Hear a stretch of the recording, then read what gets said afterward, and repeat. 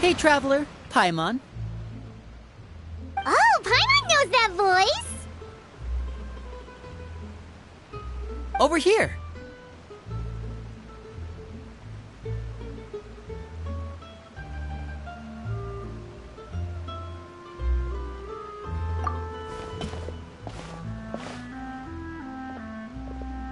To borrow one of the more popular turns of phrase at the moment, this appears to be quite the fated reunion. Running into you two out of the blue like this has really made my day. I certainly wasn't expecting it. You can say that again. What brings you to Poisson? Wait, Paimon's got it! You must be here for one of your magic shows, right? Actually, we've run into a bit of trouble on the home front, so Father arranged for us to stay in Poisson for the time being. Oh, are Lynette and Fremine here too? Yep, along with most of the other members of the House of the Hearth. You may have noticed Poisson seems a bit more crowded than usual. So you're saying nearly the entire organization has moved to Poisson? Sounds like you've run into way more than just a bit of trouble. What's really going on? Well... Since the two of you are so curious, perhaps I can fill in the gaps. You scared Paimon half to death! Father, you're here.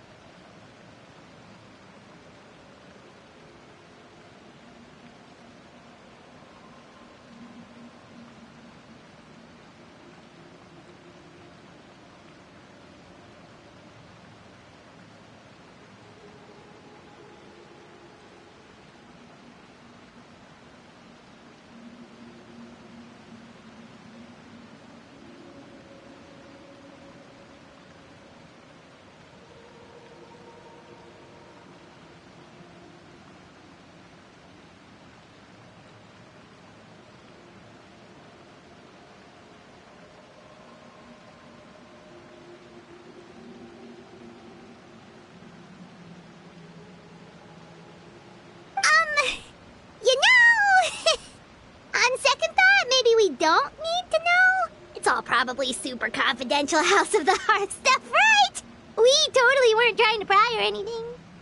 No need to be nervous. I could sense your genuine concern from your conversation just now. Of course, I can also understand your confusion. Sending so many Fatui here to Poisson, it's only natural that some might suspect an ulterior motive to be involved.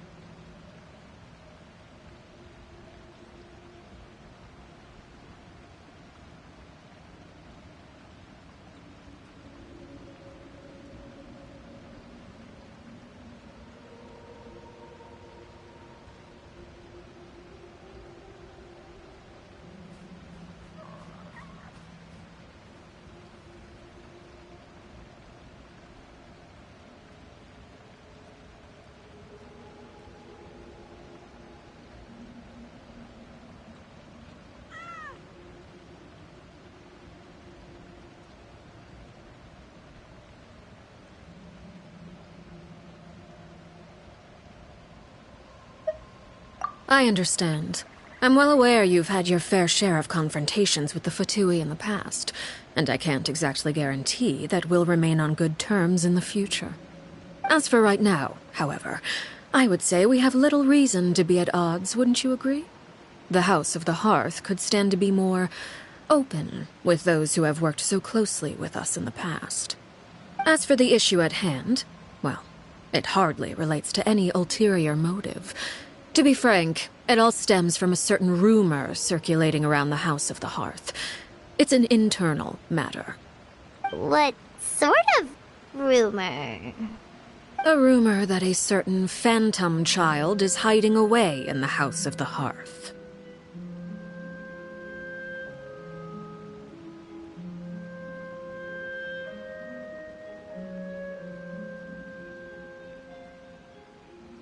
A phantom child?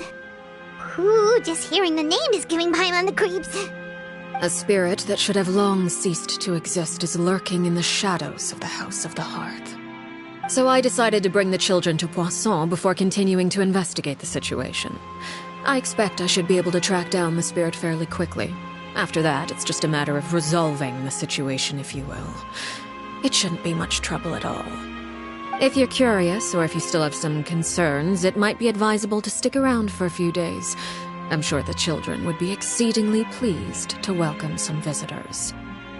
Lenny, I'll leave you to entertain our guests. I have some matters to attend to. Of course, Father.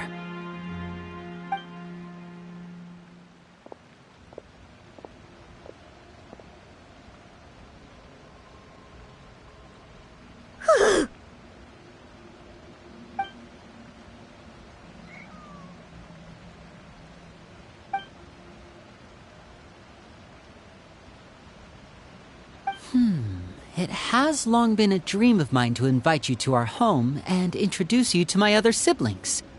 You're quite well known in the organization already. A lot of people have been talking about you, especially after everything with the prophecy. If you're willing, why don't you stay a while and have a little chat with us? Alright. We don't have anything else to do right now anyway. But let's be clear, we're just gonna be there as guests, okay? Don't get any funny... Oh, wait a second. For your guests, that probably means we'll be treated to lots of yummy food, right? Of course. During our stay in Poisson, we've been helping out the locals with some fishing. We bring in quite the bounty every day. In fact, today's the perfect chance for me to show you what I can do in the kitchen. Let's go. I'll take you to where we're staying.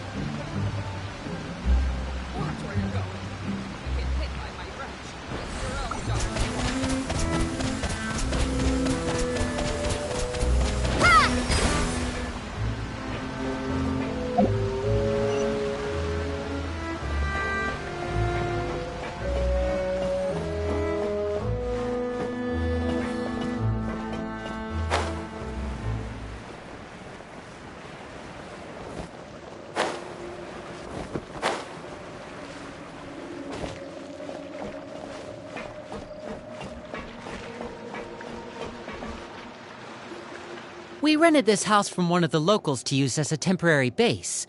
I'll come back later and tidy up a bit. After that, it should be all ready for you to stay in tonight. Awesome, thanks! So, where are we off to now? Well, when I happened to run into you two earlier, I was actually in the middle of distributing some supplies. With this many people staying in Poisson, we have to bring in outside supplies every now and then. I should probably make sure the rest of these provisions get delivered. Otherwise, people might start to get antsy. Okay, we'll come with! There are all sorts of rumors about your organization floating around out there. Paimon's not sure if she could even take a wild guess as to what's true and what's not. But now that we finally have the chance to see a day in the life of the house, we can take a good look at how you operate! Well, you're more than welcome to come along. Just follow me.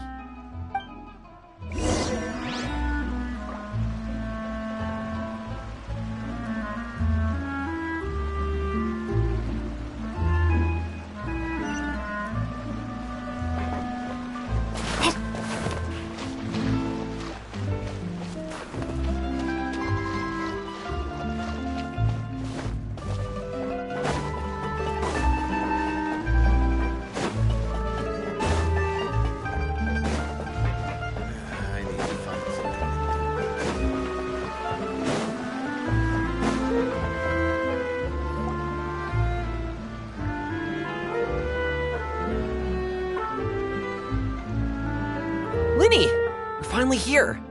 The supplies. I'm assuming you've... Brought them with me? Yep, here you go. Hello? Something caught your eye? It's the Traveler in Paimon! No way! Come here, everyone! Hurry! The Traveler and Paimon are here!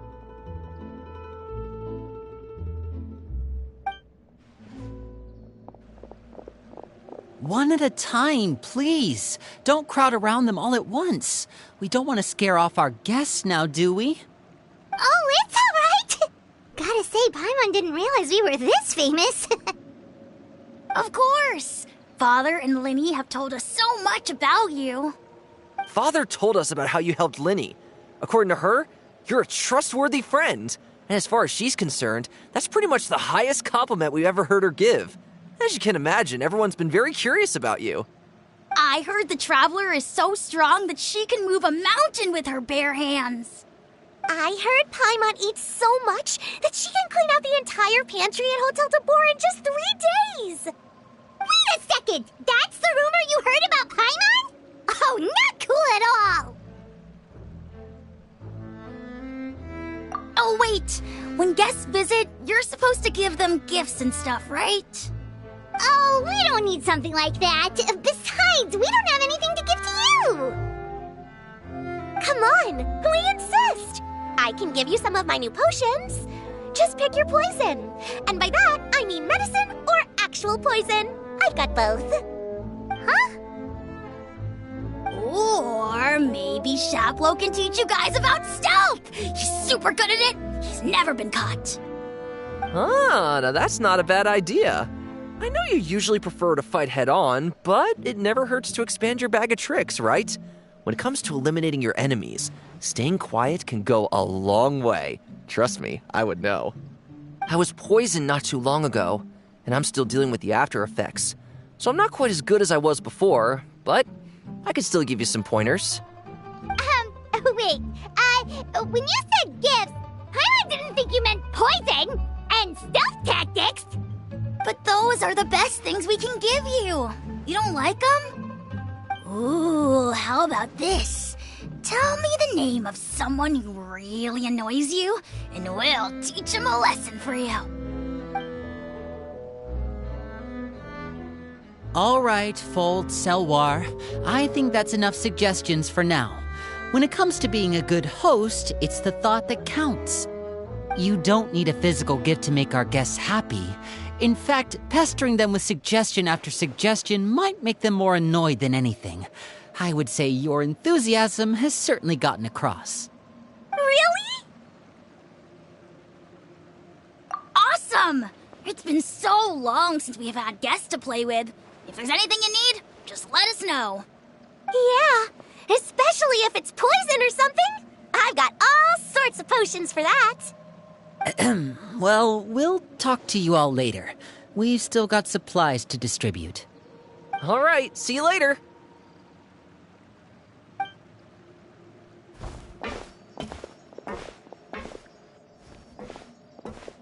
Bye!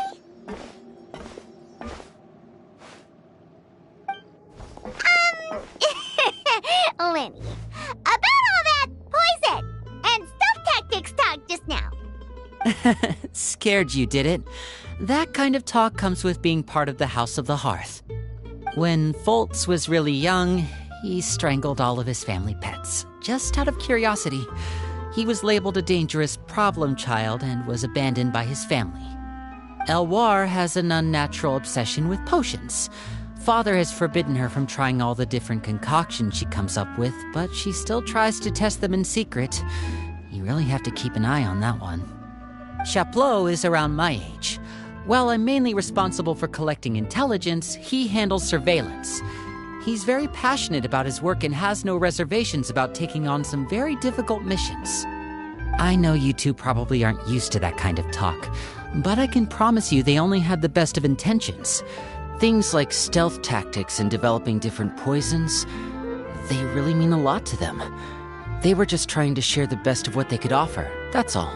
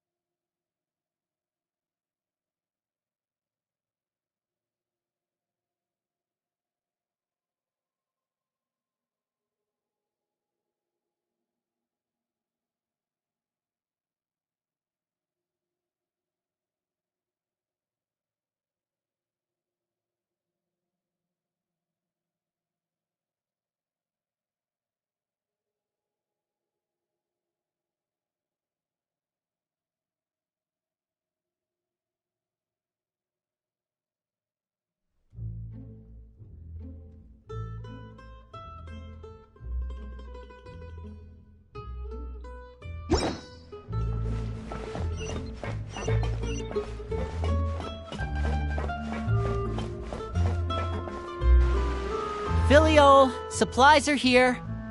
Thanks. And who are these two? Outsiders? Allow me to introduce you.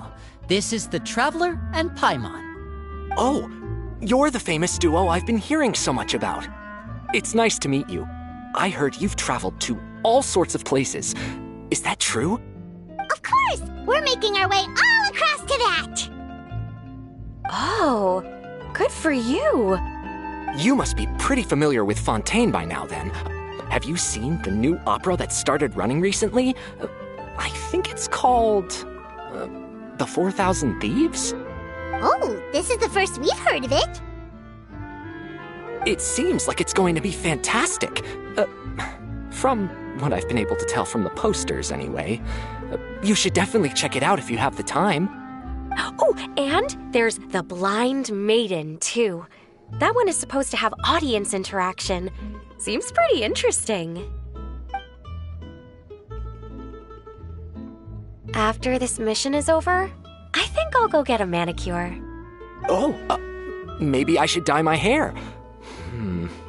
Wonder how much it'll cost. Is it just Paimon, or do these two seem much easier to get along with than the others? Looks like the House of the Hearth has some normal members after all. I heard that. Oh! Oops. I'm guessing you're referring to Foltz and the others?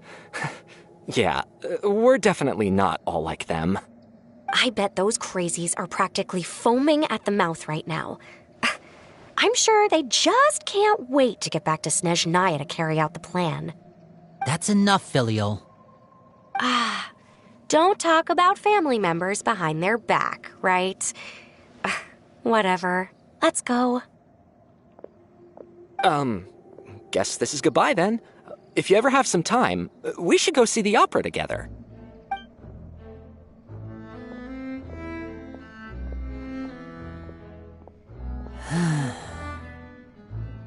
Well, that's it for the supplies.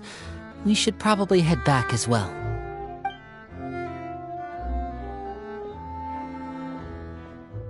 Well, they didn't seem too happy with each other. Seems like there could be something more going on here. You're right. We're only here as guests after all.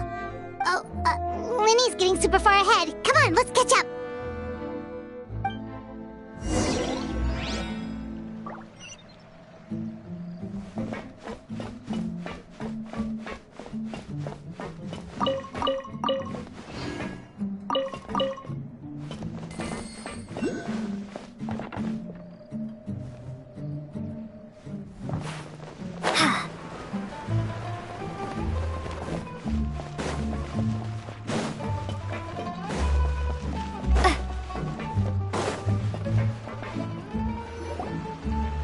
So, what do you think of the members you've met so far? Well, Father is always encouraging us to be strong-willed and independent. So if there's one thing we've got, it's people who aren't afraid to speak their mind. Well, I should probably get cooking. Wanna join? Of course! Then let's head out and...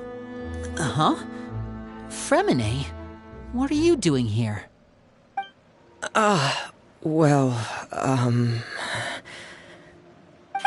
Nice to see you again! Oh, you too. I heard you're here as guests of House of the Hearth. Welcome. We were just going to make some food. Why don't you come along? I could use some help in the kitchen, and I seem to remember you mentioning you wanted to make seafood soup for the Traveler and Paimon. Seafood soup? Oh, Paimon is drooling already. Were you looking for something just now, Fremine? Maybe I can help. It's nothing. I just wanted to see if there were any extra supplies. Yeah, we've got some left over. What do you need? Some food and water, and some clean cloth, if possible. No problem. Give me a second here. Food, water... Wait a minute. What do you need all of those for? You're not on any missions as far as I'm aware, and you were just going to come eat with us. So what's this all about? I thought I'd grab an extra portion because I get hungry at night. Could be because I'm growing, you know, and... Fremine, you remember what I told you? You're not like me. Your lying skills still need some work. Tell me what's going on. Is it really bad enough that you have to keep it from your own brother? Maybe it'll be better if we gave them some space.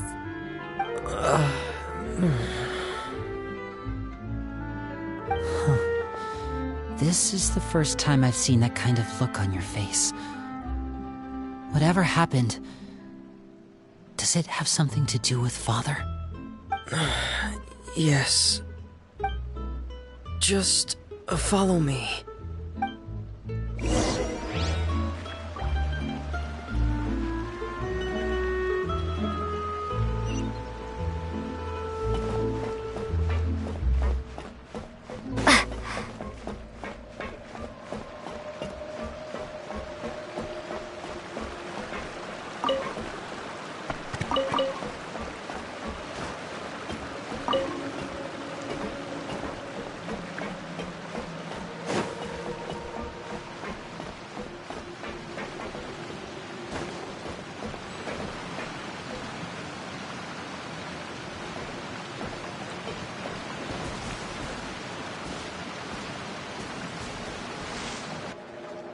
You're back!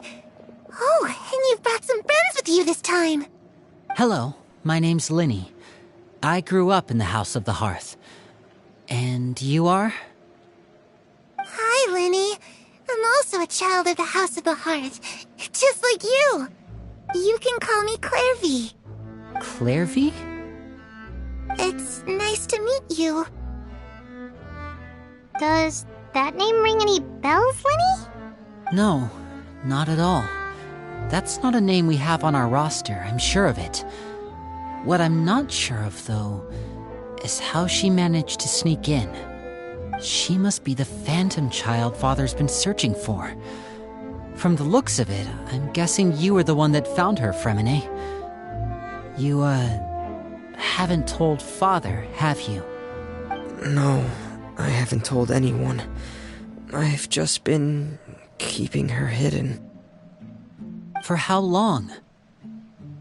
About half a month now. So ever since we got to Poisson, then.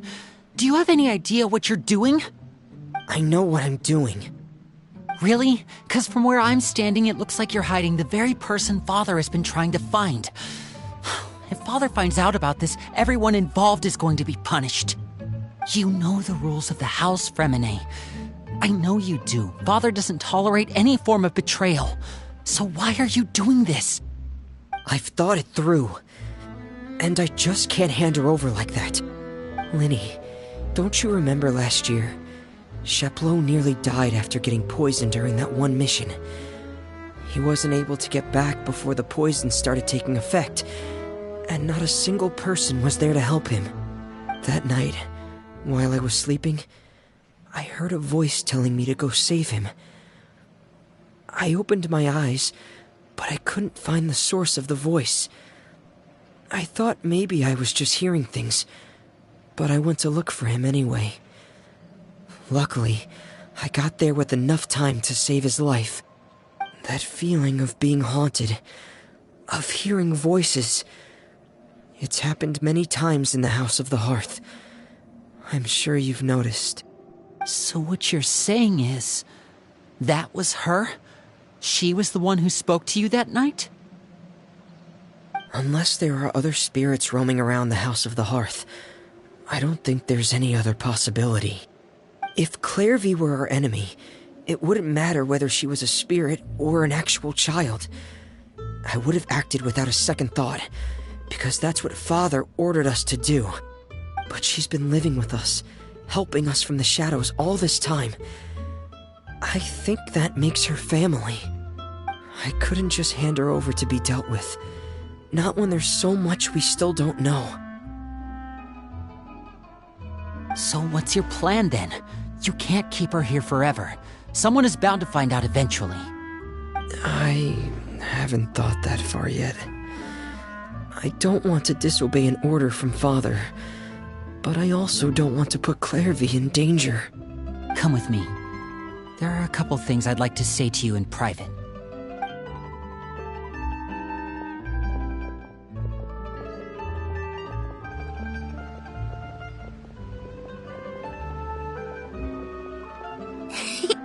Those two sure care a lot about each other. Well, they got a funny way of showing it. From where Paimon was floating, it sure seemed like they were about to bite each other's heads off. No way! They have a really deep bond.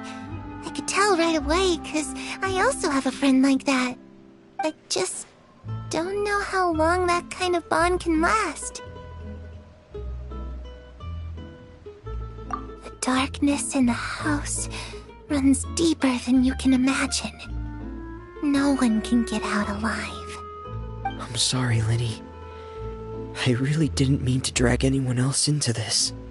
Oh, really? You didn't mean to? 'Cause I, for one, wish you did. Huh? What do you mean? You know, when we were younger, you didn't call me Linny. You called me brother, just like Lynette. We grew up together, the three of us.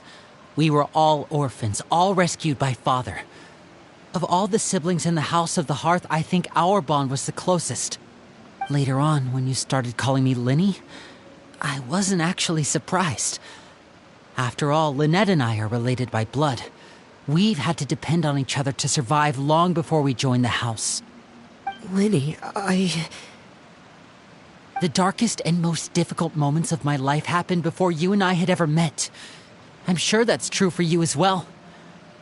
Even so, Fremine, we've stood by each other for all these years now, and to me, that means more than blood. You and Lynette are the most important people in my life. No one can replace you.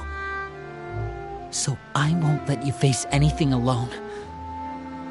Not if I can help it. Oh, looks like things are getting kinda heated between Linny and Fremine. Maybe we should go check on them. Oh, it's raining. I should put my clothes away.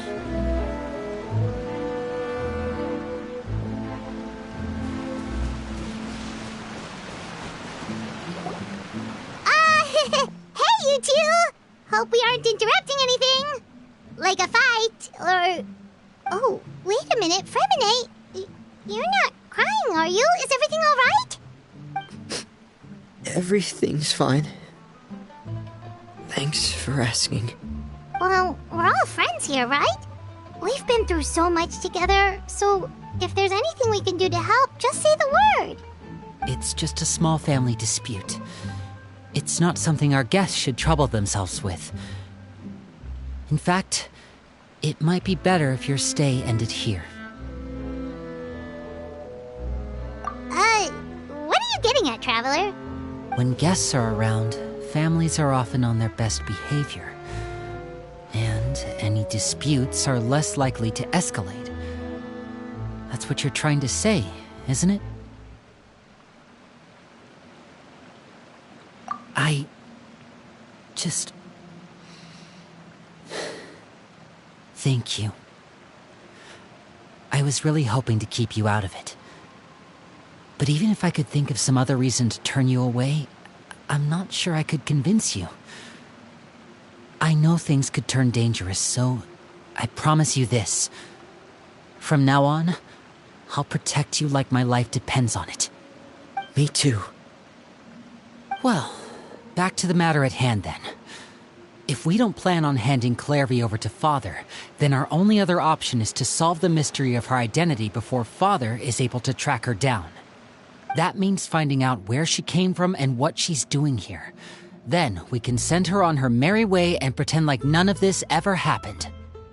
I've tried that already. And? And... nothing. I tried taking her somewhere really far away, but... After some time, she just reappeared. She even came with us all the way to Poisson. It seems like wherever the house is, she follows. I don't know much about spirits. Do you two have any ideas? Let's see here. Paimon remembers hearing something like, if you fulfill a spirit's last wish before they die, they'll let go of whatever's keeping them here and return to the ley lines. Oh, it's just that Paimon doesn't really remember where she heard that, so it's not guaranteed to work or anything. Well, sounds like it's worth a shot. Guess that means we should go ask her about her wish. But first, Fremine, I need you to promise me something. What is it? I need you to promise me that this will stay between the two of us. We're the masterminds behind this whole thing. No one else gets involved. Can you do that for me? Of course. I promise. All right. Then let's seal the promise just like when we were kids. Fist bump on 3. Ready? 1, 2, 3. I swear.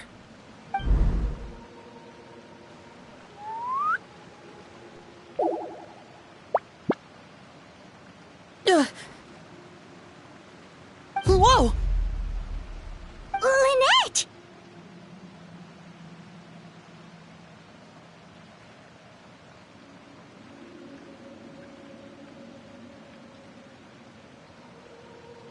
But what a surprise! What brings you here, dear sister? And, when exactly did you get here?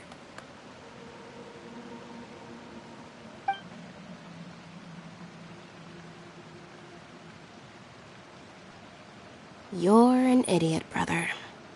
And you too, Fremine.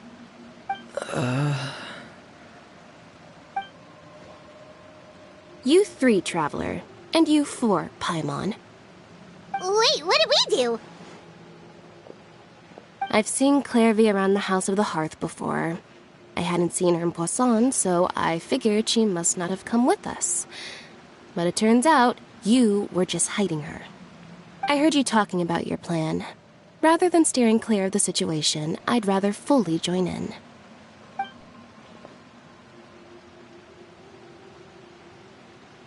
If you don't agree, I'll have no choice but to report everything back to Father. Simple as that. You're not giving us much wiggle room here, Lynette. Well, I guess we're all in this together then. After we talk to Clairvy, we'll figure out our next move. There's no time to lose. Let's go.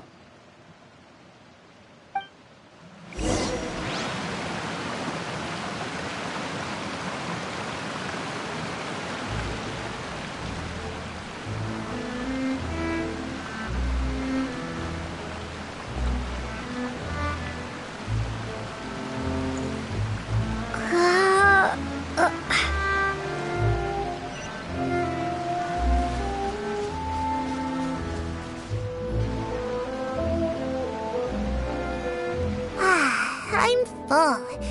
Thank you for bringing me this food, you guys. She said she's full, but the food doesn't look like it's even been touched.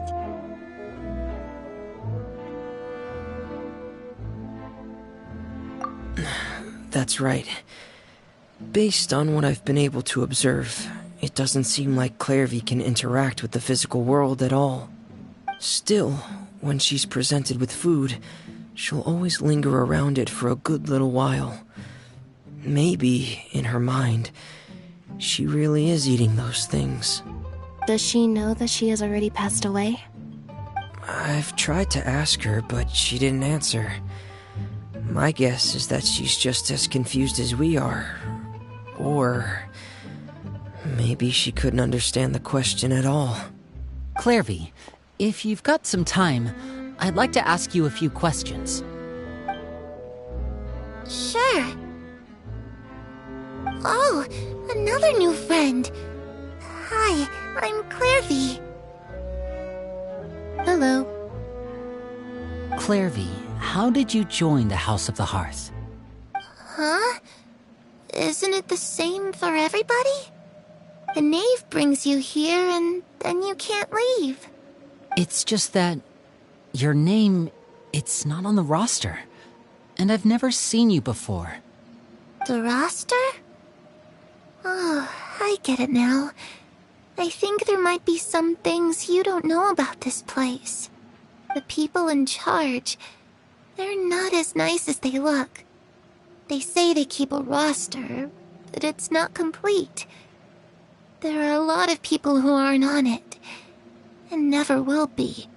In this house, some people are family, and other people are just test subjects. Those kinds of people aren't ever going to get a place on the roster, unless it's the roster of people who've been executed. Wait, does that mean the knave... She... Is there anyone that can vouch for you? Perry, she's my best friend. She's the only one I trust in this place. Have either of you heard of that name before? No. Me neither. Clairvy, Perry. Neither of those names are on the roster. But it seems like she's telling the truth. Either that, or this kid's already got a bag of tricks bigger than mine. Maybe we should try a different approach. Clairvy, do you have a wish? A wish? It can be anything you want. Just imagine. It's your birthday, you're blowing out the candles, and your wish is...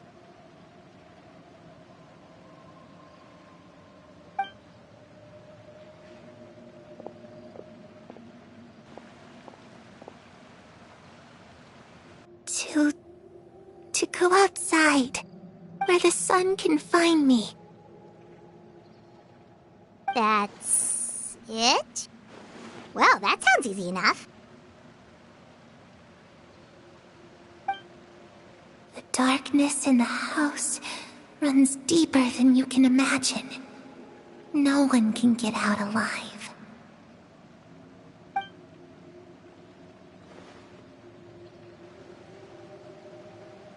Okay, time to divide and conquer. Listen up, I've got a plan. I'll try and find a way to use basic illusory magic to take Clairvy outside and bring her somewhere with sunlight. Lynette, try and find the list of executions that Clairvy was talking about, and see if her name is on it. Fremine, you stay in Poisson. We can't be the only ones who've had run-ins with Clairvy. I need you to collect intel on everything she's said and done. Understood. I'll try my best. What about us? What should we do? I really appreciate your willingness to help, but this is a family matter. I don't want to drag you in too deep. It's too risky. Let me think. Since Father considers you to be guests, maybe you could stick by her side for a little while.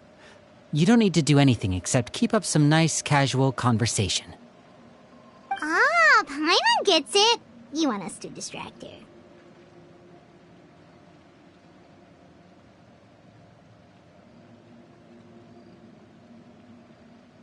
I'll give you a magic bird.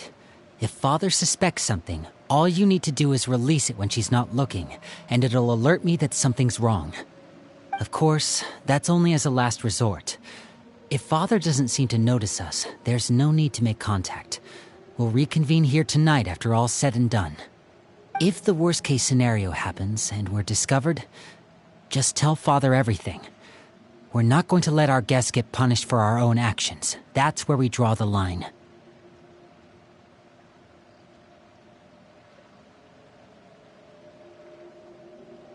You too. Okay, this is where we part. Father should be at the beach nearby.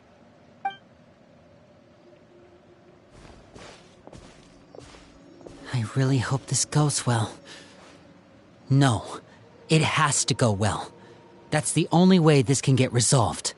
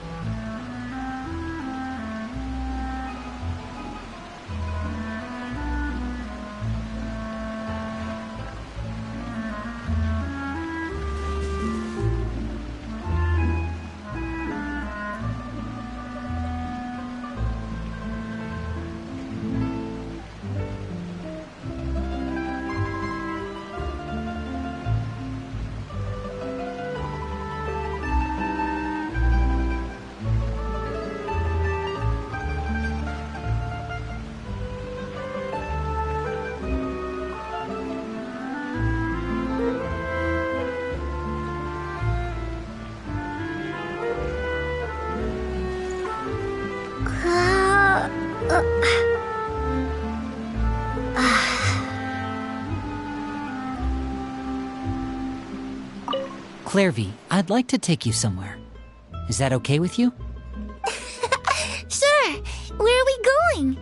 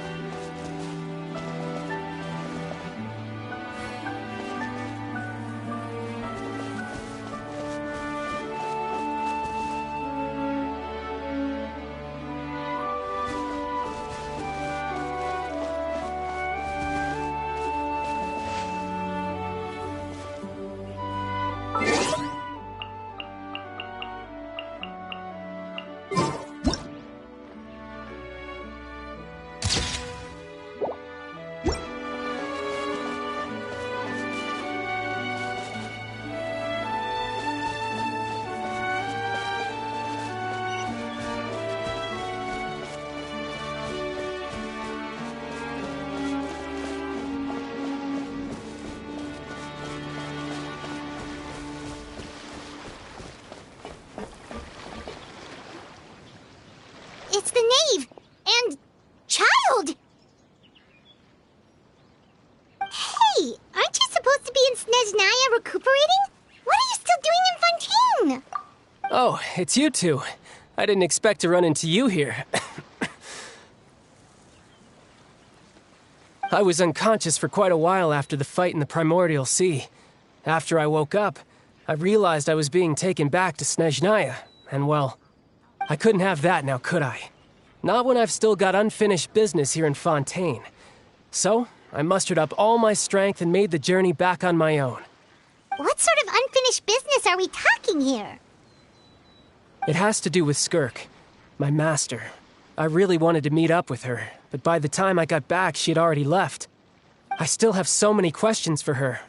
Without any other leads, all I could do was ask the knave to help me track her down. She must have left behind some traces from her time in Fontaine.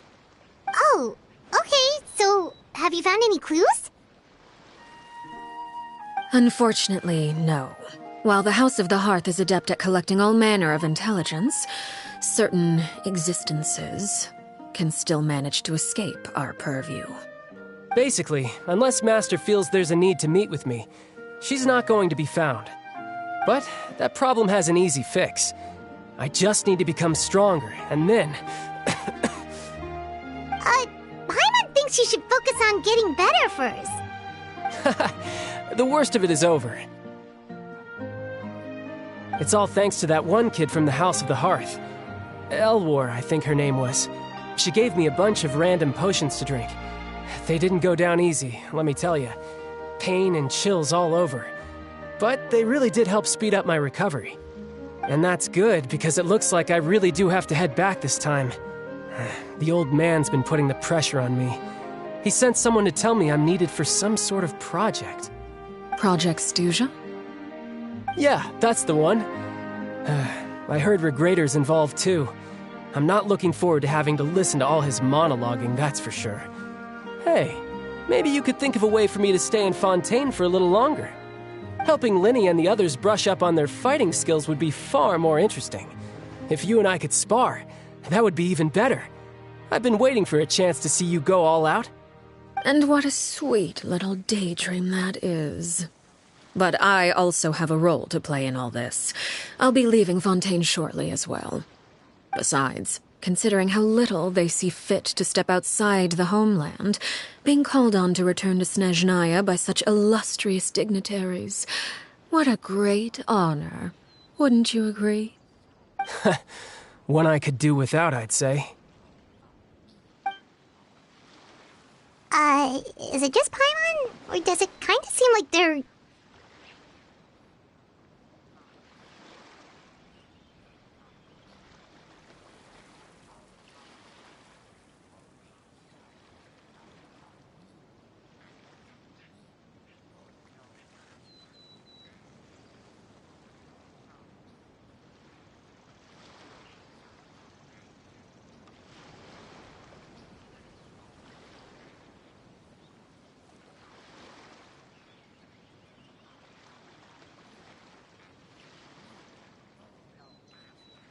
So, dear guests of the House of the Hearth, to what do I owe the visit?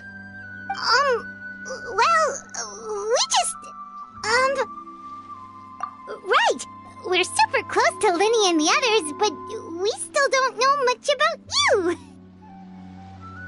Is that so? Introductions have already been made, have they not? You see? There's only so much you can learn about someone from a short introduction. At least tell us something a little extra, like... Why do you call yourself father? Huh, good question. I'd also like to know. The fact that you have to ask tells me our intelligence work has been quite successful. Telling you the answer to that question would only serve to undermine that success. And we can't have that, now can we? Spoken like a true diplomat. That was some expert sidestepping right there. Well, if there's nothing else, I think I'll take my leave. I still have a small matter to resolve at home. Wait, don't go!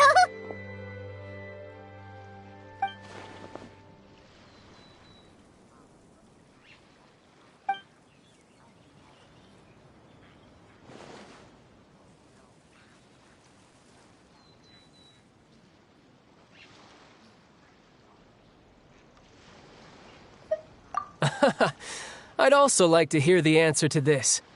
I've met some of the members of your organization, and they all seemed like really good kids. They actually reminded me of Tonya and Tusser. Which, by the way, if you ever betray them, I'm just letting you know, I won't let you off easy. And why would I betray them? Well, you've already betrayed the House of the Hearth once, haven't you? At least, that's what I heard.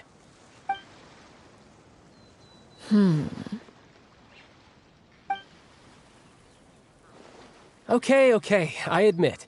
That's just what the old man told me. The rooster, I mean.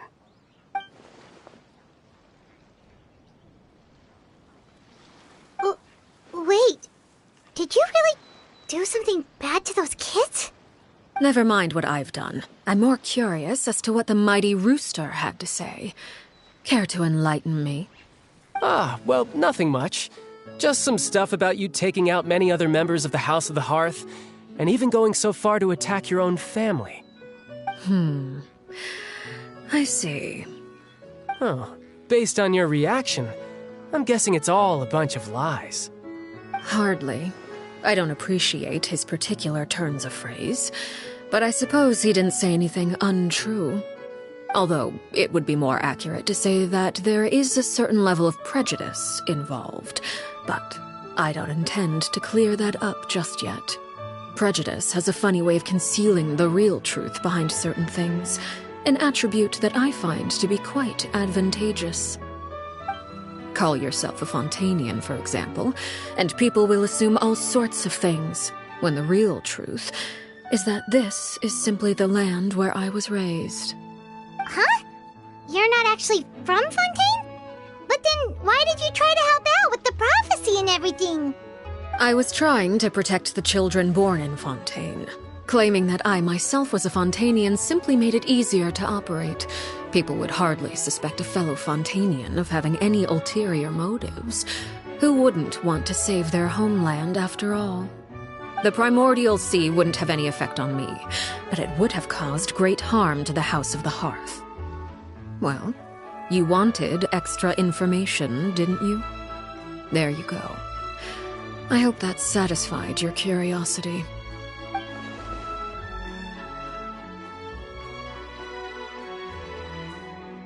So, you stayed in Fontaine for the kids. I guess I was wrong to believe you'd betray them. Apologies. Looks like I was holding on to some prejudices myself. Good. Like I said, I like it when others have misconceptions of me. Actually, while I was recuperating at the House of the Hearth, there was something else that really caught my attention. I heard that members always resolve disputes and arguments with a friendly spar, and the loser has to back down. Seems pretty cool if you ask me. Would also give them plenty of opportunities to hone their skills. Well, that's only a recent development. In the past, such spars weren't nearly so friendly. The losing party would lose everything, including their life. They were that high stakes? Whew, at least that's not a thing anymore.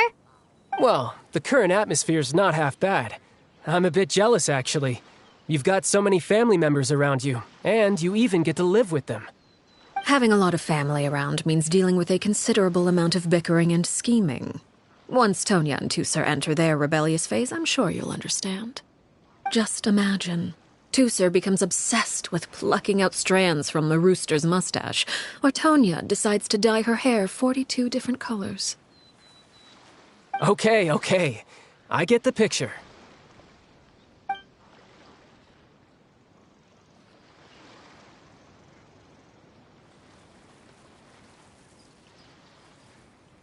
Well, would you look at the time? I should probably get going. Traveler, Paimon, I'm not sure where our paths will cross next, but the next time we run into each other, we should definitely try and find some time to spar. Again, maybe this is a conversation we can have when you look less like you're gonna keel over. All right. Well, thanks for everything, Arlcchio. No thanks necessary. You also played a part in obtaining the Gnosis. I would say we can call ourselves even. I like the sound of that. Well, I'm off. See you all some other time. We should probably get going too. Do you want to head back with us? Oh? You want me to leave so soon? Oh, well, you see, I'm rather enjoying the evening breeze. If you don't mind, I think I'll stick around for a bit. I have some things to think about. Apologies for not attending to you like a proper host. Please forgive this slight. I do hope you'll have a pleasant stay. We managed to keep her distracted until nightfall. Good thing Child was there to keep the conversation going. You don't think she suspected anything, do you? Oh, I wonder if Linny ran into any issues. Let's hurry back and see how everything went. Oh? You decided to stay a little longer? Let's take in the ocean view together, then.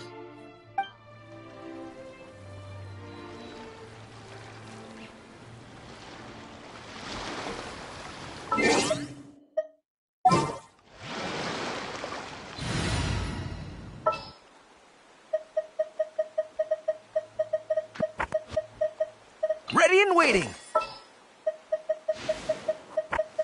I have high hopes for this journey.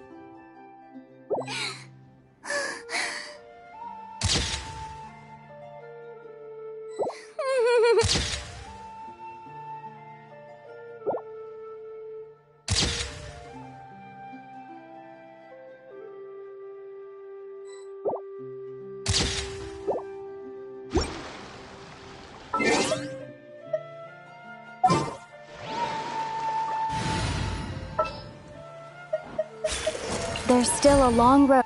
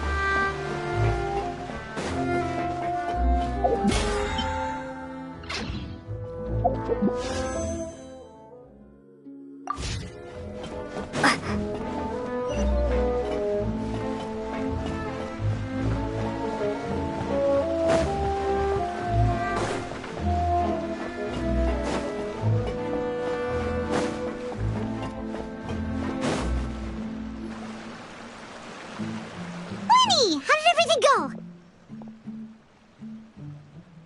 Well, long story short, we ran into a small issue. Clairvy can't go into the sunlight.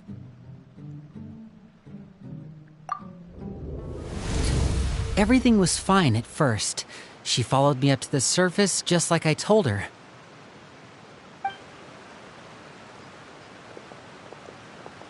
But as I led her out of the shadows and into the sunlight, she vanished. I turned around and there she was, standing at the edge of the shadows, silently watching me. Huh. Maybe she's afraid of sunlight, or... No, it wouldn't be her wish if that were the case. Well, we could always try pushing her into it.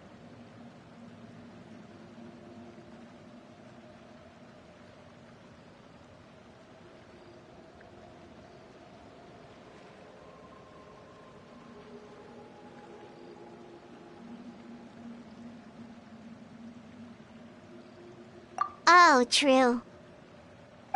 I've pretty much tried it all already. Nothing worked.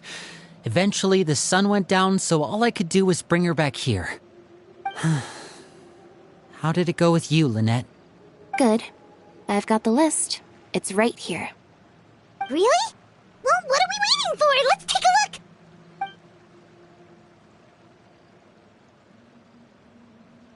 Oh, that's a lot of pages. Oh, it's gonna take forever to get through it all. We can each take a section. Here. La Pouillade, L'Endroit, Chambel, Horaire.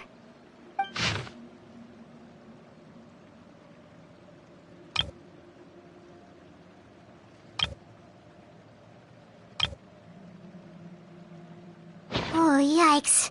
That Horaire guy has a huge scar on his face. He's kinda giving Paimon the creeps. I've met him before. The scar is from an injury he received during a mission. I still remember him joking with me about it. He said any future lover would take one look at him and then lose all interest. Did he say anything else? Well, I asked if there was someone he was interested in. He said no, and that's where our conversation ended. It was only later that I learned he really did have someone he liked. He risked everything to escape so he could be with her, but it didn't work. One day, Father asked to see him, and, well, I never saw him again after that. Wait, so that means the knave, she... It may seem cruel, but it's just one of the rules of the house.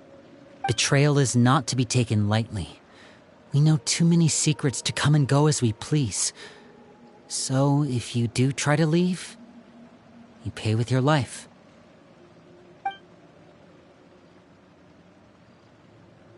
Her name's not here, huh? Well, that's not too surprising. It doesn't seem like this list is complete. It only contains records dating back around 5 years. Let's shift our attention then. Fremine, were you able to find anything out? Fremine. Sorry. I was thinking about something. I managed to talk to quite a few people, but I couldn't help but notice that the atmosphere in the house was a little... strange. Strange?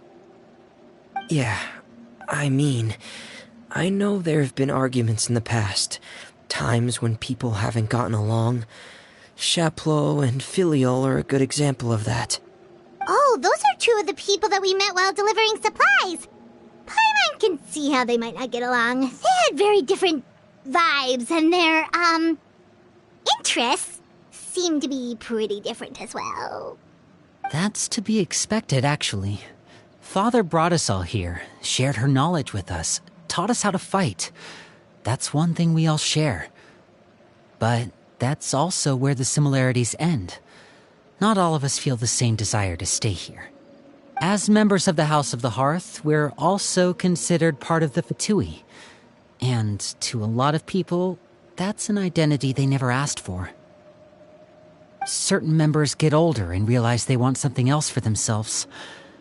But considering the rules of the House, most people would never say that out loud. People like Chapleau and Foltz are loyal to Father and her vision. They're proud to be part of the Fatui. Filiol and Nantoy, on the other hand, well, they aren't quite as enthusiastic. These kinds of conflicts have always been there. It's not like Father is in the dark about any of this. Well, that's true. But it just feels like things have gotten worse lately. Filiol and the others, it seemed like they were meeting in secret to talk about something. I can't say for sure, but I think they've met Clairvy. You think she's been inciting them to act out? No, not exactly. But I wouldn't be surprised if she said something to them about the darkness in the house and how deep it runs. She's told me about it before. Experiments being run on children. People being used as pawns on the battlefield without so much as the strength to survive. And they just believed all that? Without any evidence? Clairvy's words probably gave them the excuse they were looking for. Whether they actually believe them to be true is secondary. This is all because of Project Stuja, isn't it? Whoa. Hold on a second. What's this Project Stuja all about, huh? This is the second time it's come up now. Sorry, but I'm not sure of the details either. I only know what Father has told us, which is that it's something the Rooster and Regrator have been working on together.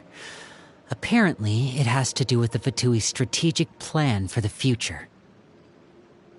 Because the House of the Hearth was so successful in obtaining the Gnosis, we now have the honor of playing a key role in Project Stuja. Wait, but isn't that a good thing? Key role is just another way of saying dangerous role. To us, the whole thing is an inconvenience.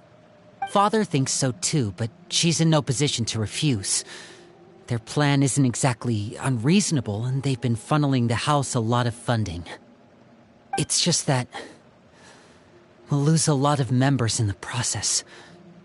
Participating in the plan, it's an honor in name only. What they're really trying to do is subdue us. The existence of an intelligence organization outside their control makes them feel uneasy.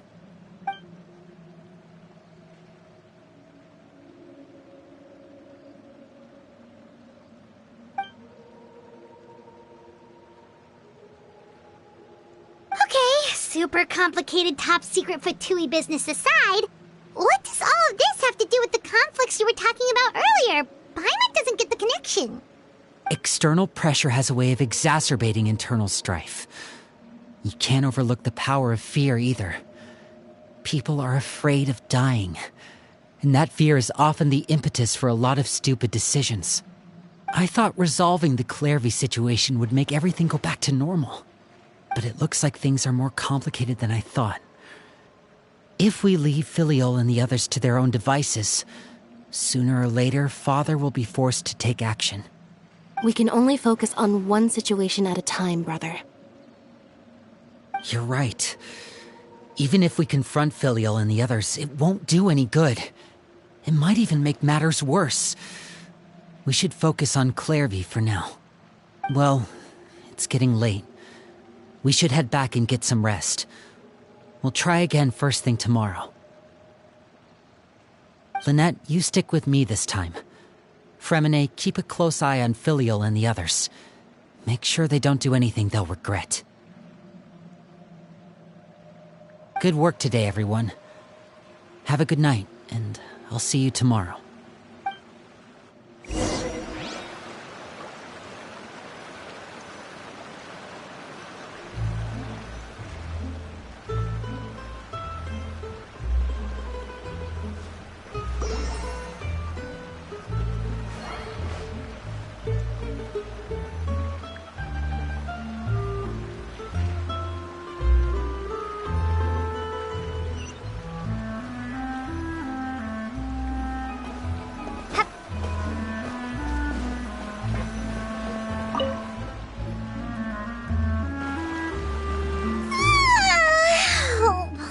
Looking forward to an early night, but she can't sleep at all. Hey, you don't think the knave will be too angry with Linny and everyone if she finds out about all this, do you? She's even scary when she smiles. If she were to actually get angry... Ooh, you have to protect Paimon if that happens, okay, Traveler?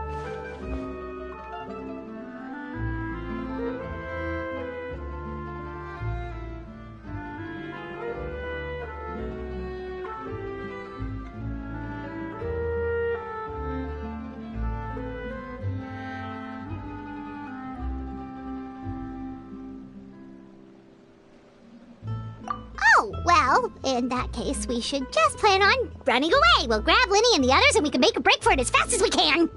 Look! Look over there! Quick! Let's catch up with her before anyone sees!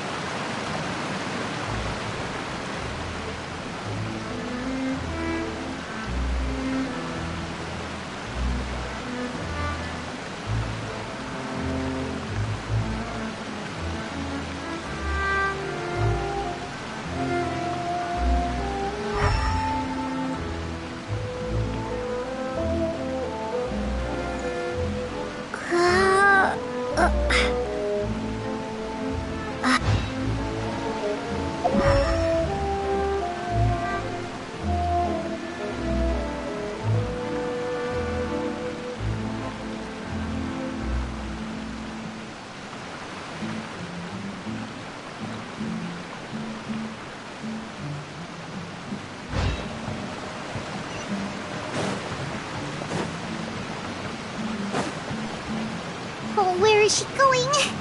Oh, if someone sees her, we're toast!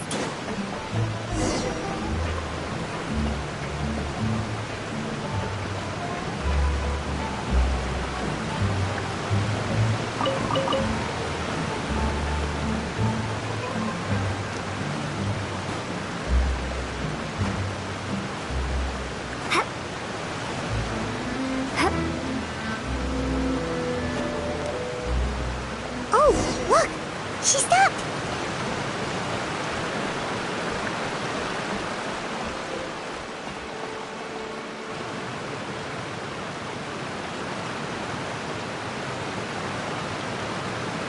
Clairvy! Shh.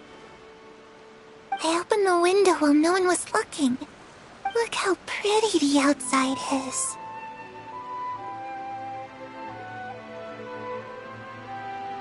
If only I could have more than this. You probably think I'm being silly, huh? All this hopeless resisting. It's better to dream of what I could have than try to make it a reality, right? Please, help us get on the same page here, Clary. We need you to tell us what you know. Can you do that? Sure. Although, after you hear all this, I think you might regret that decision. Everyone in this family is nothing more than a tool. Something to be used and exploited. We're all expendable. Including me. As long as you're useful, you get to stick around. Lose your value. You're handed over to the doctor, experimented on, and given a fate worse than death. I've seen it happen again and again, and I've had enough. You're saying the knave did all that? It's just, that doesn't seem like something she would do. She's scary and all, but it seems like even she has lines she wouldn't cross. I knew you wouldn't believe me. Everyone thinks she's a good person. They all think of her like a real mother. Mother? But she doesn't deserve that title. She's disgraced it and tarnished it. And if I had things my way, I'd never see her again. If only Perry were here, she'd understand. Perry. There's that name again. Also, Paimon's getting a strange feeling. It almost feels like she's not really here with us. Paimon can't tell if she's actually talking to us or if she's mistaken us for someone else.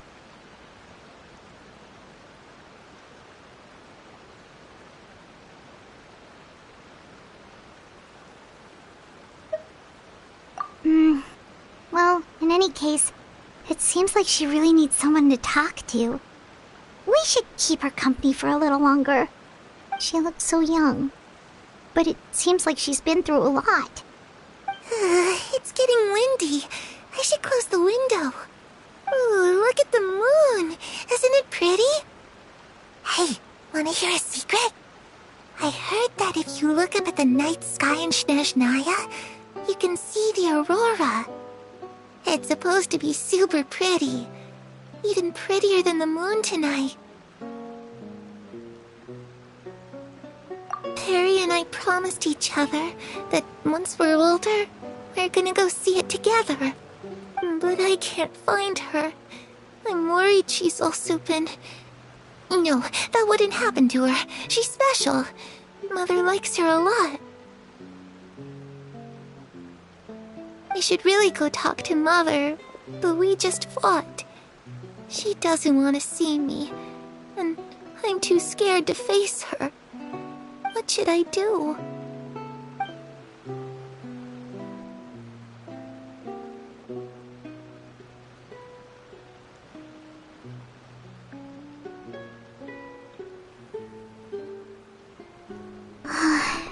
Paimon really doesn't understand what's going on with her. Well, let's head back. We've got an early morning tomorrow.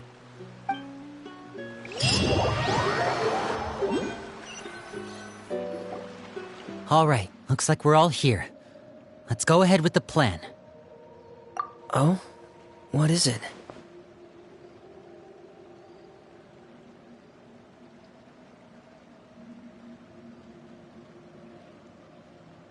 What makes you ask that? Well, we kinda ran into Clairvy last night, and that's what she told us. We met the doctor back in Sumeru. He's super dangerous, and he's done all sorts of bad things. It's possible that Father and the Doctor have had certain dealings, but I don't think Father would work with him. We're not really on the same side, so there's not a lot of trust between them. That doesn't exactly set the stage for a successful partnership. I did hear, though, that when Father first became a Harbinger, the Doctor offered to work with the House of the Hearth. Father rejected most of his proposals, except for one. It had to do with some sort of secret experiment. Secret experiment? Could that be what Clairvy was talking about? I don't think so. I don't know any details about the experiment itself, but I do know it's an entirely independent operation. The Doctor only proposed a direction for the research. That was the extent of his involvement. I still don't think that counts as working together. The details of the experiment are confidential, but complete records are kept on all participants. That doesn't seem to be the case with the situation Clairvy referred to. I know you don't agree with some of the Fatui's methods, and I'm not asking you to. But I am asking you to trust us on this. The House of the Hearth has its own principles. There are certain lines we're not willing to cross. Alright, that's good to hear at least. Clairvy seems to think the Knave and the Doctor worked together to do something horrible. If that turned out to be true, Paimon doesn't know how he would even face you guys. It's just that it doesn't seem like Clairvy is lying either. The easiest thing to do would be just ask the Knave directly, but Paimon doesn't think she'd tell us. Father didn't come back last night. She's probably still near the shore. We'll be counting on you to distract her. Lynette, you're with me. Fremine, you know what to do. Be on your guard, everyone. All right, let's get to it.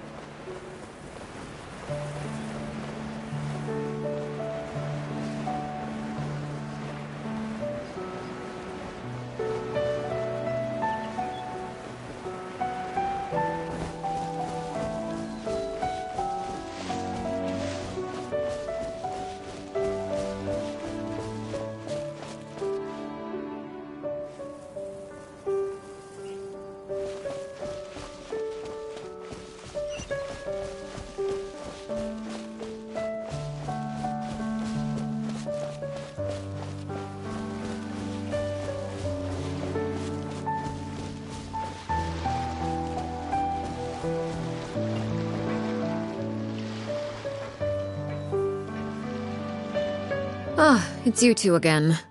I must say, you look a bit pale. Did you have trouble sleeping last night? A little. Perhaps if you had less on your mind, you'd be able to absolve yourself of such troubles. So what are you planning to do now? Catch up on some sleep? Or should I give you some time to rack your brain for a topic to discuss before I ask any questions? Although I must profess to being curious. Without child here, how do you plan on distracting me?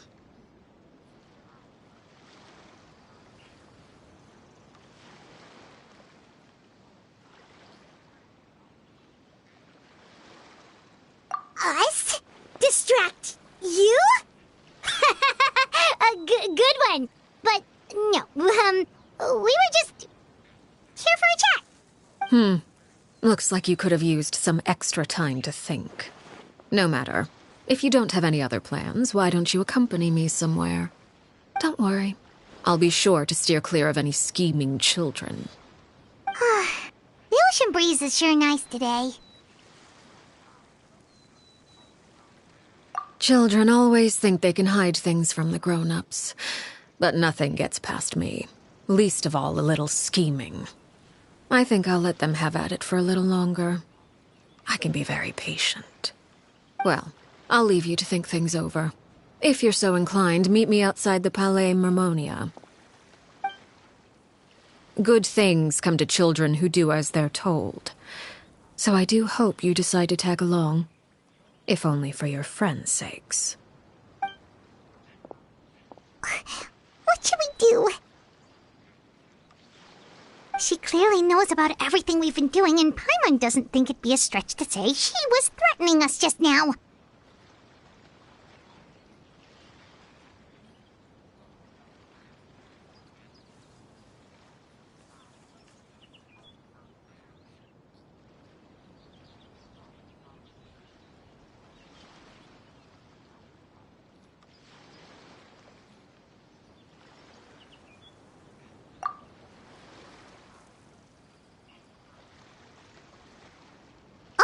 Good idea. Hopefully he sees it in time. Well, we should probably head to the Palais Mermonia. Paimon doesn't want to find out what happens if we don't show up. Based on what the knave was saying just now, it sure didn't seem like it'd be anything good. Okay, then we probably shouldn't keep her waiting. It seems like Lyney and the others are on thin ice, so let's do our best to not get them in any more trouble.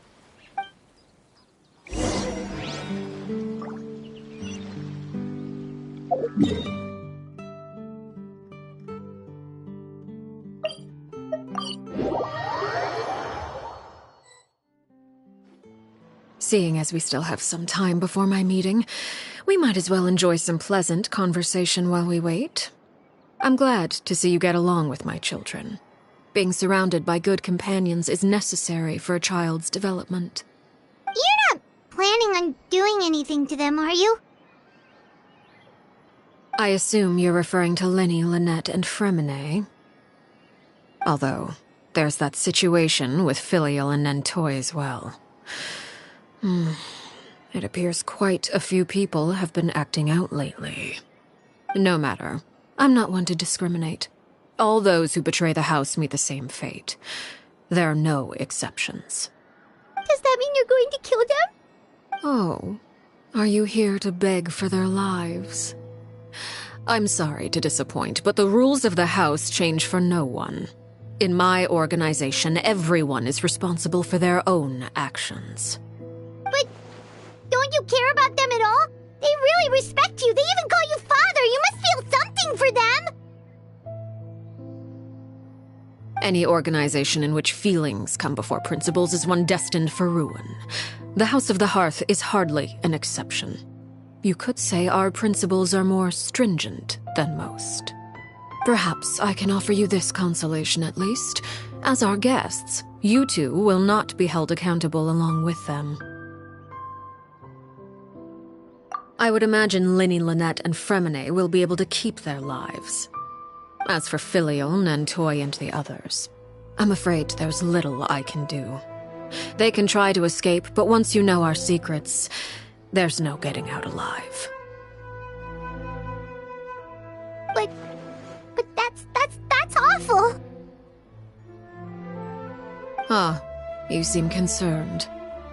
Out of consideration for my guests, I suppose I could turn a blind eye for a little longer. If Lyney and the others manage to dispose of Clairvy in the meantime, all evidence of their wrongdoing will be lost. In that case, I could hardly punish them for something I couldn't prove. If their efforts are unsuccessful, on the other hand, all will be held accountable, and the punishment will be severe.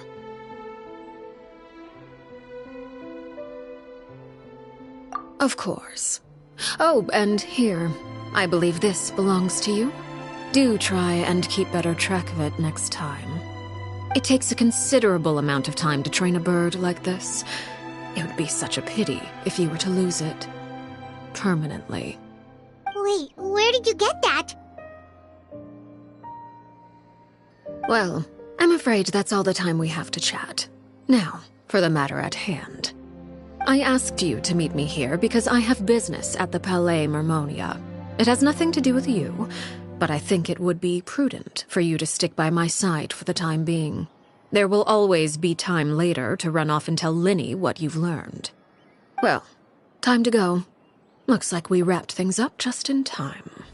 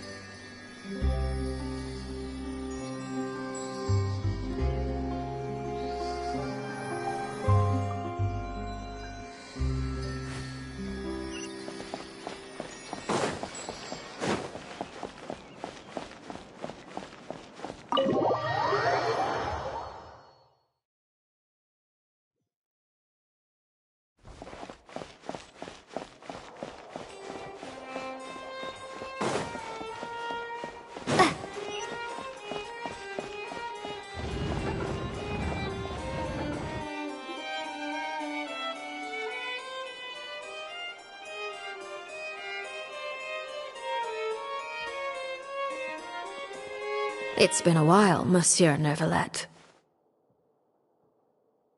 I must say, I wasn't expecting my meeting request to be approved quite so quickly.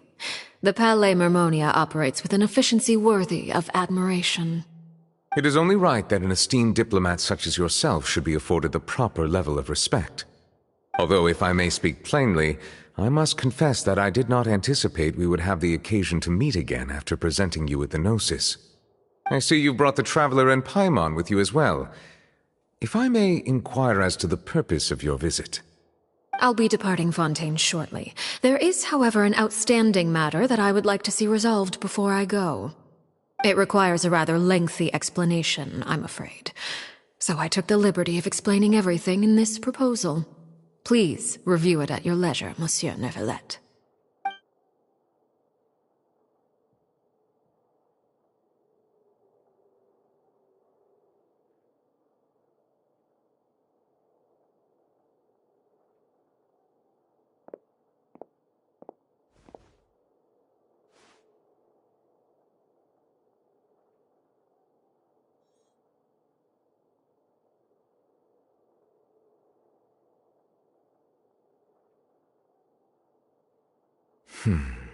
I understand your request.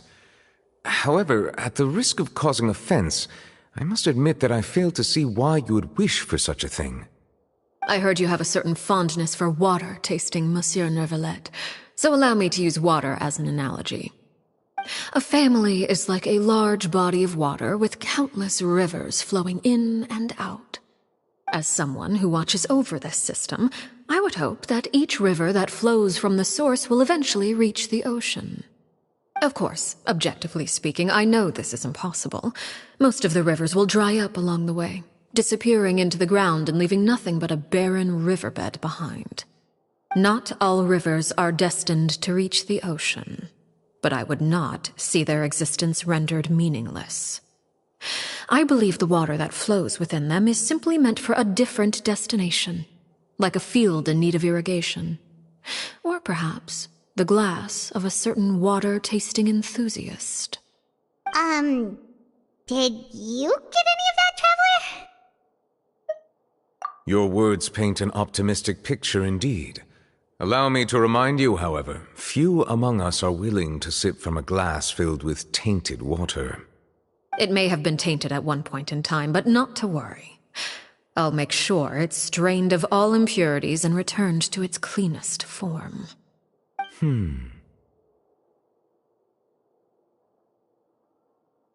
I seem to recall there being a transactional aspect to your proposal. Perhaps you could expound on that? If you accept my proposal, Monsieur Neuvillette, I will gradually withdraw my forces from Fontaine. And, unless absolutely necessary, I will no longer carry out any special missions within Fontaine. I presume I can take your words to mean that, in the future, cases similar to the Tartuffe assassination will cease to cross my desk? Tartuffe? Ah, that thief who embezzled funds from all those charities, you mean? My deepest condolences to his family, but without any evidence, I cannot imagine how the House of the Hearth might have been involved in his passing. Of course, if you accept my proposal, Monsieur Neuvillette, I'm sure certain measures could be taken to reduce the frequency of such troubles. You choose your words carefully indeed. In that case, I am inclined to accept your proposal. My thanks for your generosity, Monsieur Neuvillette. Well, with that settled, we should be going now. I took the liberty of bringing along 2 bottles of spring water from Snezhnaya for you to enjoy. I do hope I get the chance to hear your impressions. Perhaps at our next meeting, yes? Indeed. I trust you would not overlook your commitment in the meantime. All right, Traveler Paimon. Time to go.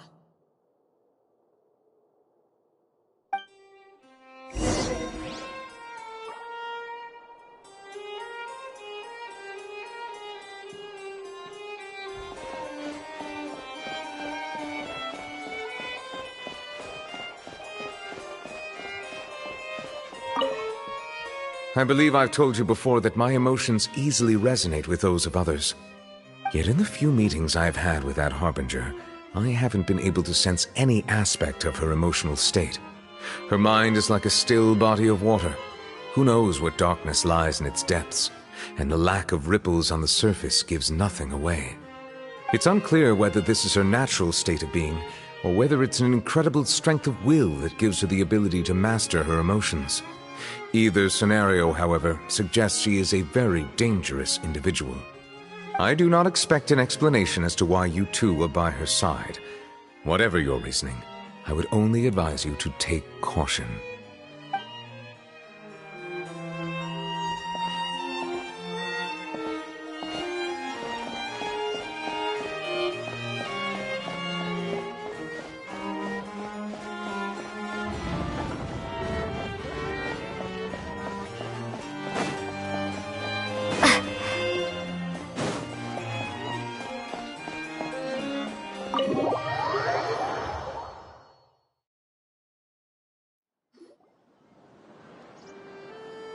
So, what exactly were you talking about back there? Paimon only heard you mention some rivers, a large body of water, and then some kind of irrigation scheme. You really want to know? I would imagine there might be more pressing concerns at the moment. Lenny, Paimon really hopes everything's going okay.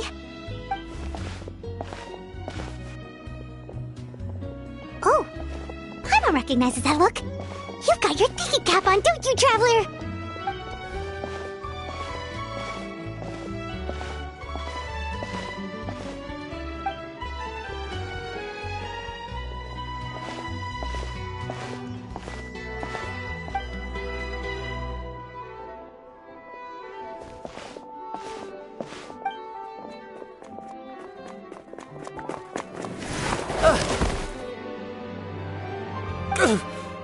Oh, shoot.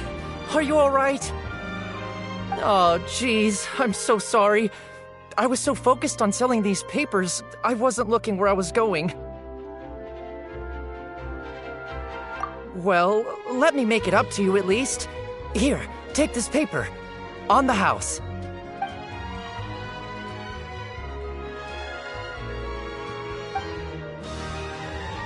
Oh, you don't have to give us anything. Please, I want to. It's not like I'm short on supply.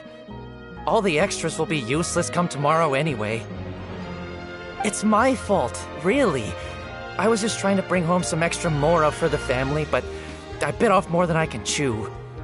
I haven't had many takers today, so I'm still swimming in papers. What's going on here? Nothing much. I just ran into your friend here on accident. I should probably get going, actually, so... Hold on. Of course, I'm happy to compensate you with mora, it's just... I don't have any on me at the moment. I'll take 3 papers. Here. Your payment. Oh! Thank you for your patronage. May the Archons bless you with good fortune. If only I had the chance to run into such generous customers every day. I should probably just take on a smaller inventory though, right? I'm getting married soon, so sometimes it's hard to not get ahead of myself. Anyway, I should head out. Goodbye! Well, now that my affairs are settled, we should take the boat back to Poisson. We've even acquired some light reading to enjoy along the way. Actually, why don't we stick around for a little longer? Paimon just realized how hungry she is. She can't head back to Poisson on an empty stomach.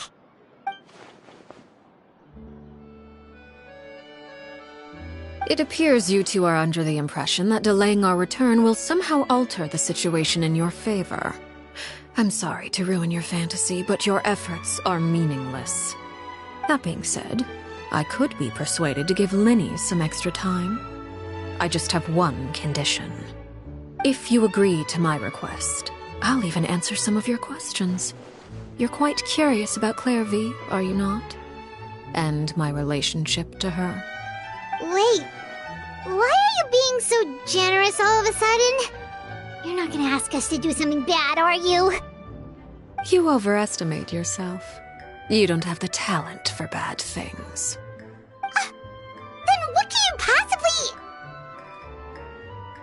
The most important consideration in a negotiation is that both sides receive something they want. Demands and threats only get you so far.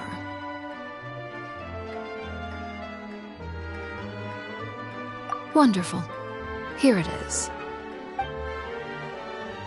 When the time comes, make the choice that you deem most appropriate in the situation, and lend your help to the House of the Hearth. Okay, sounds normal enough.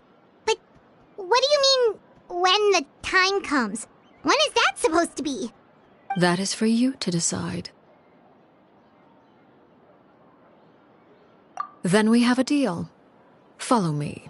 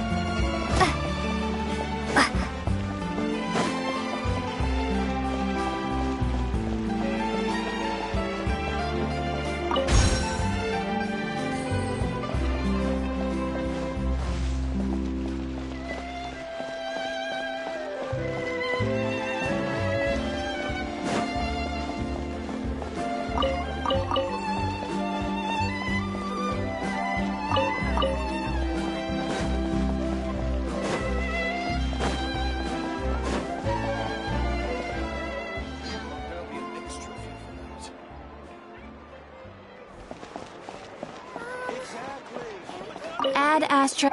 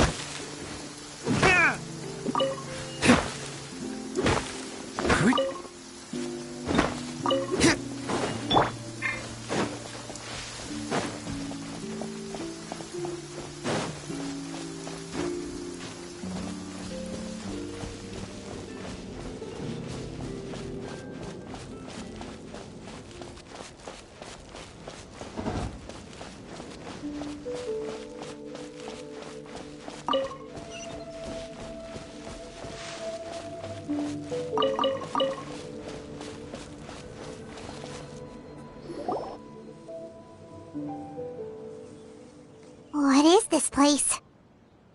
Somewhere long forgotten by everyone. It used to be a grand building.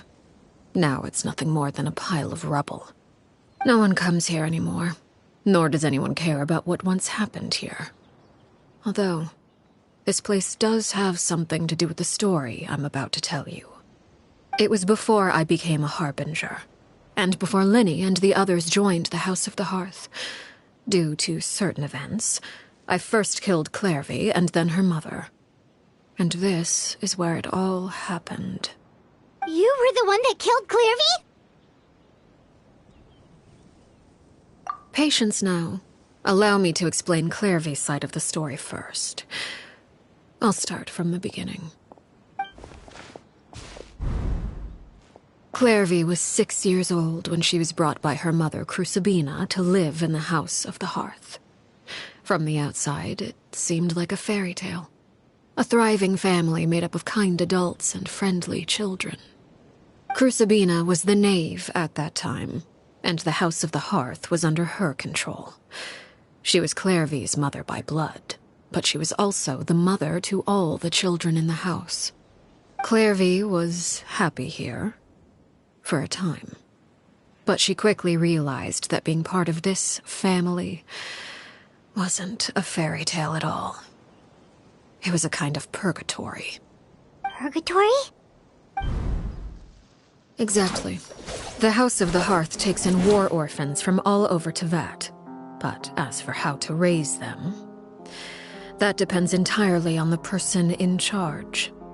Crucibina came up with a novel idea.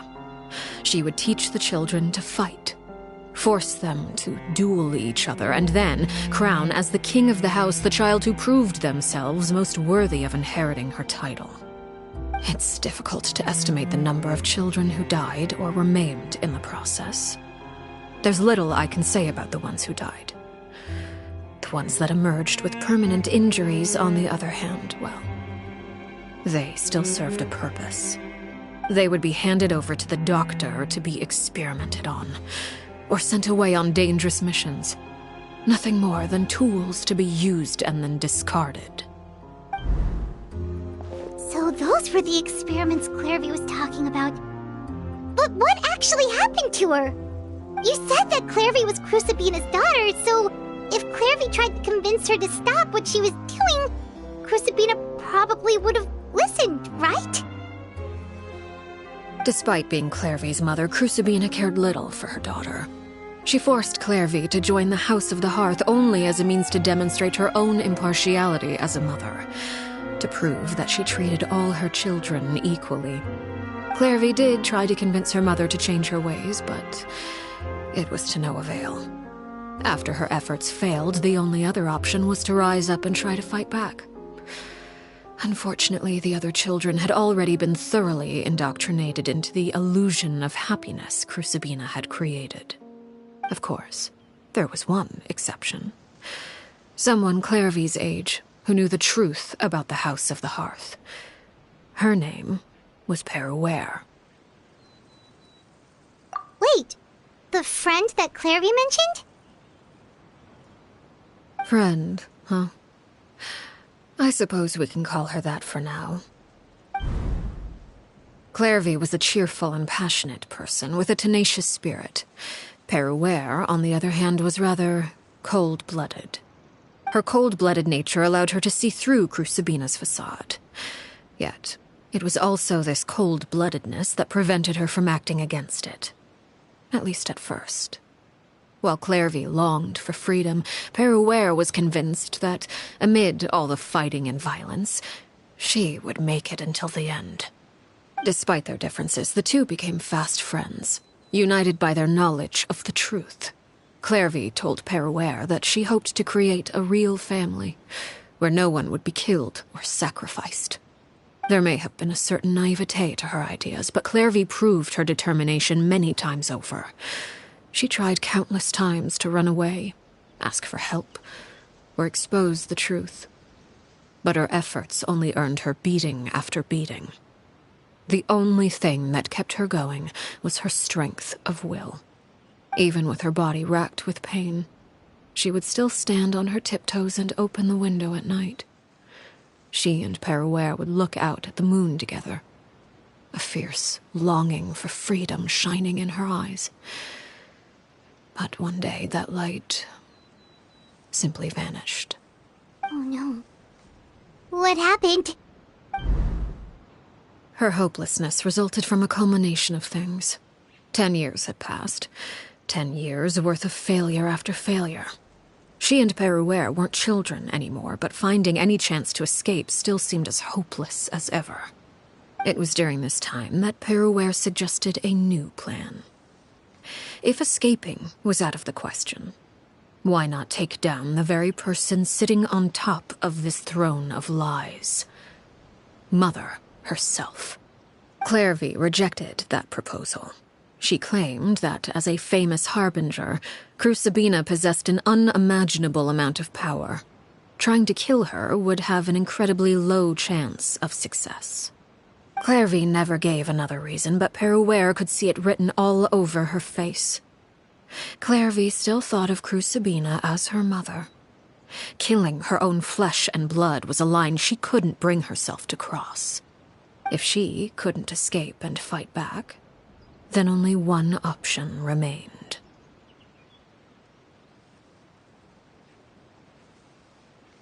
Precisely.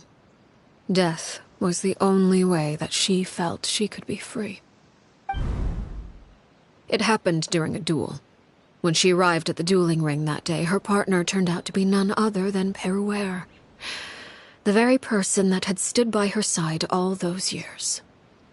It was a fierce battle. But ultimately, Clairvy decided to let Peruere end her life. From that moment on, Peruere's journey was one written in flames.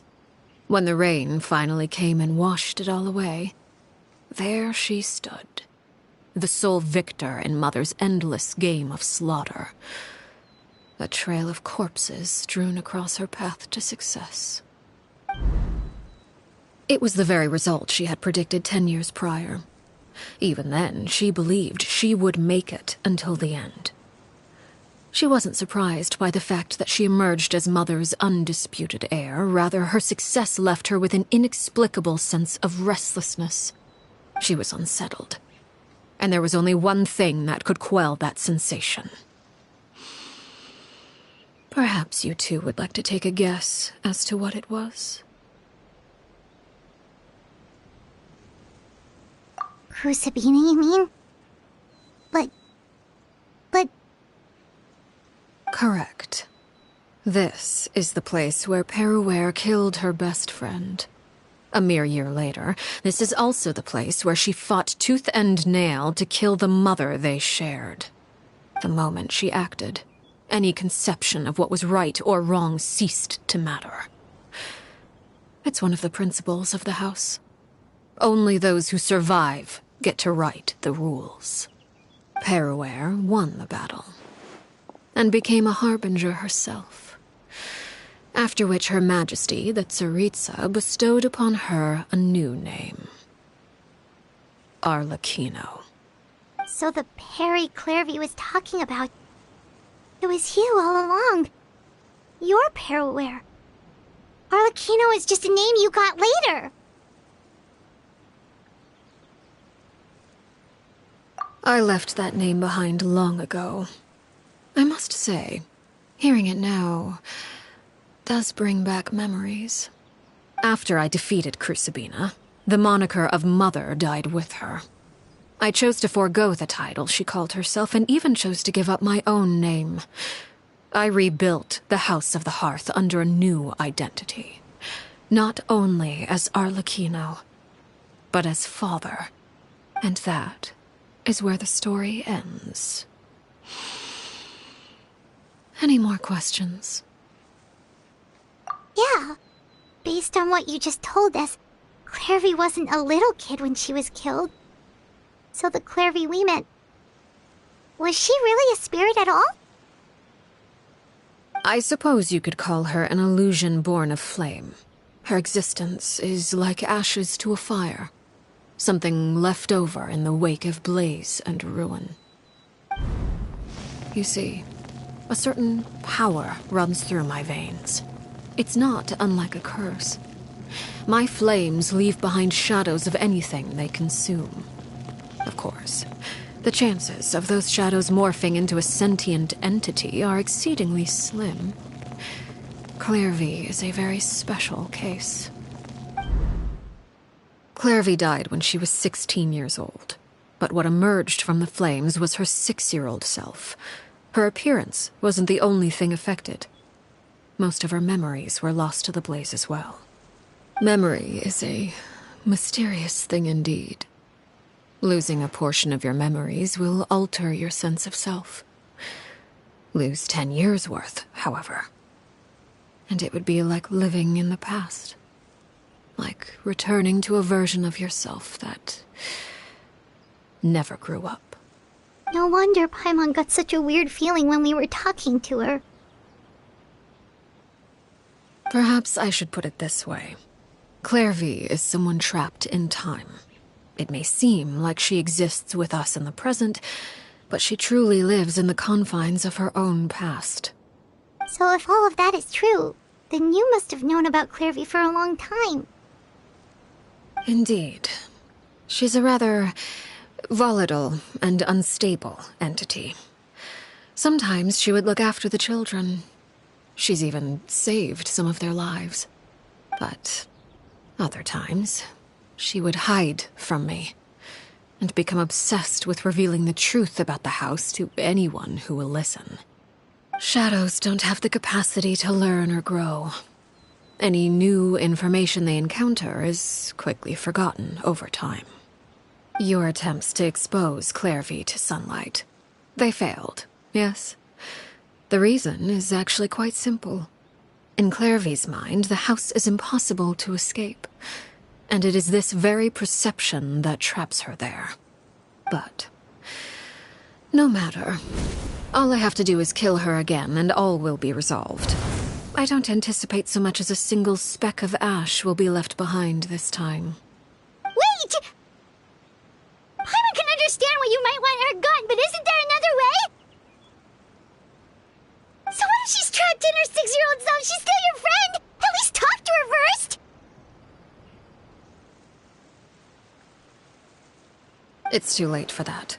She broke the rules, and now she must be punished. That goes for Filial and Nantoy as well. She's had quite the effect on them. I hope you understand. The difference between Crucibina and myself lies in our formulation of the rules, not our policy for enforcing them.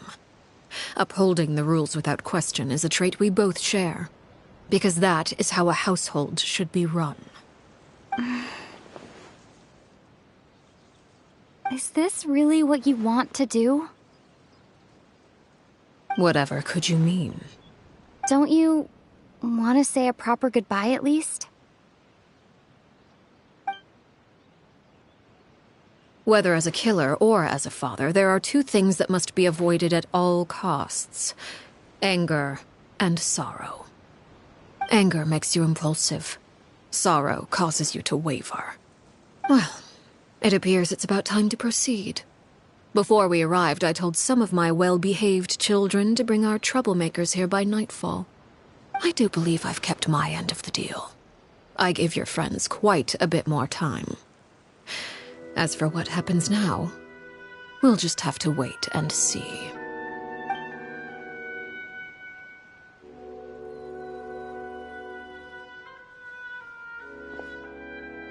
Here they are, Father. You gonna execute him? Seeing something like that would actually be a first for me. Lenny! I'm sorry. I heard about how you helped buy us more time. But I still failed. I couldn't find a way to fulfill her wish. Huh?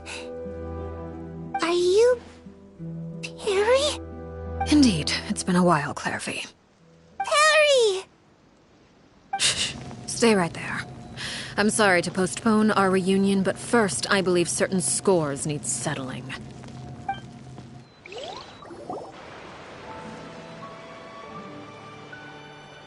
Father, let me explain. Out of my way. Father! You chose to conceal a threat to the house, and for that, you must be punished. Overall, however, I suppose your wrongdoing is hardly the most egregious of the bunch, so I'll deal with your punishments later. As for right now, the more pressing concerns are the traitors among us. By traitors? Do you mean us? Father, let me explain. We didn't mean to... Fultz, why don't you share what you heard? Yes, Father. Secret Midnight Meeting number 3. Participants: Filial, Nantoy, Sato, Toddy. Nantoy clearly said, "If only Father wasn't the one who took us in." Sato added, "I'm sick of this life. I just want to live as a normal person." Filial was the worst of them all. She called us crazies and said a bunch of mean things about Father. I did not! You're lying! Fultz is trying to frame us. It's not like I'm the only one who heard those things. After that, you and Toddy and a bunch of other people started talking about Clairvy. You were using all those things Clairvy brought up as an excuse to question Father. We're birds locked in a cage. The only way out is to destroy it. That's what you said, wasn't it? You little... You just want me gone, don't you? What did I ever do to you, huh? And you, Sheplo, have you forgotten who stood by your sickbed, watched over you, and changed your dressings? Come on, let's hear it then. What's your reason for all this?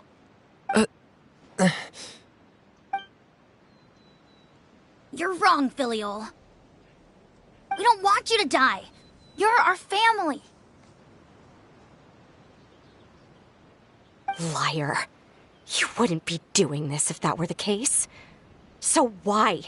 Why have you backed us into a corner? We all live in the House of the Hearth. You know the type of work we do, Filial. A single betrayal can cost dozens of us our lives. It's not like it's never happened before. That kind of thing is hard to forget. That's why the House of the Hearth cannot tolerate any form of betrayal. Ever since we came to Poisson, you've had 7 secret meetings. A lot of the things you talked about really crossed the line. You've been spying on us for half a month? Wait a second. Now that I think about it, the move to Poisson was just a way to make it easier to spy on us, wasn't it? Because we were all in one place. You've had this planned all along. Filial, Nantoy, I'm sorry. I owe you both my life. I owe Clairvy too. If it weren't for all your help after I got poisoned, I wouldn't be standing here today. If this were any other situation, I would do anything to repay that kindness, even if it cost me my life. But rules are rules. I'm sorry. My hands are tied. Why? Why? That's enough, Filial. We made a mistake, and we should own up to it. We broke the rules, plain and simple. And now we have to face the consequences. I'm sorry, Sheplo. Fultz. I'm sorry, Father. We accept our punishment. Chapleau, according to the rules of the House of the Hearth, how should these traitors be punished? All those who betray the house pay with their lives. And so it shall be.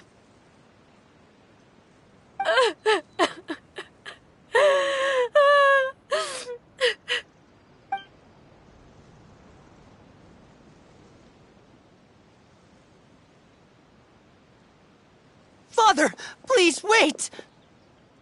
Something you want to say, Linny? Please reconsider, Father.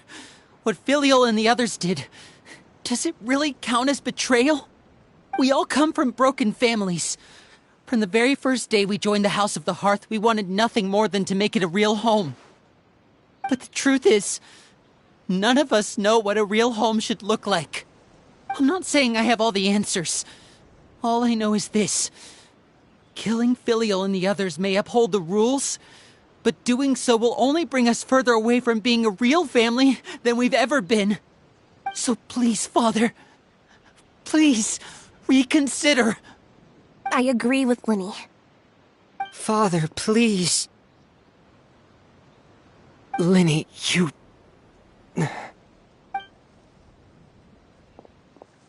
I also agree with Linny.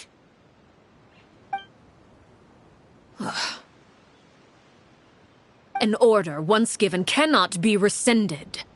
However, given the extent of your determination, I suppose we shall have to go about this a different way. Draw your weapons and face me. Our weapons? Father, are you referring to a duel? Precisely. The rules of the house will not be altered. Traitors must be punished. However, resolving disputes with a duel is also one of our rules, one that also applies to me. Demonstrate a sufficient showing of strength, and I shall offer a concession. Wait. Beat Father in a duel? Impossible. Father is way too strong, even for Lenny.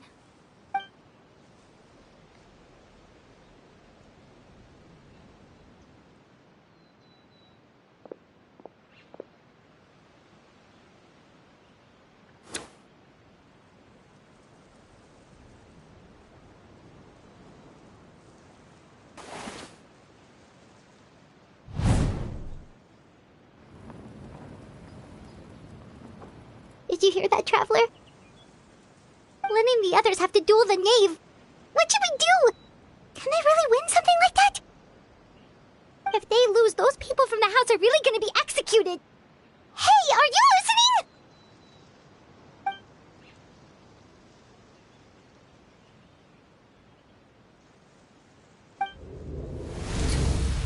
Don't you want to say a proper goodbye at least? Anger makes you impulsive. Sorrow causes you to waver.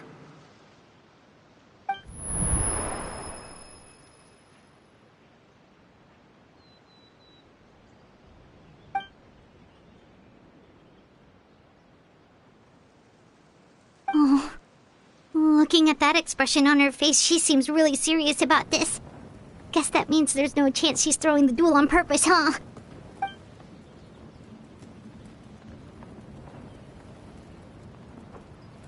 When guests are around, families are often on their best behavior. And any disputes are less likely to escalate. When the time comes, make the choice that you deem most appropriate in the situation, and lend your help to the House of the Hearth. What's wrong, Traveler? Hey, where are you going? Traveler?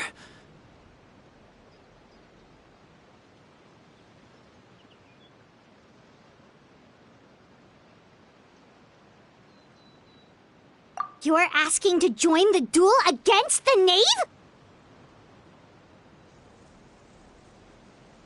I'll allow it. We do have a ready-made dueling ring at our disposal, after all.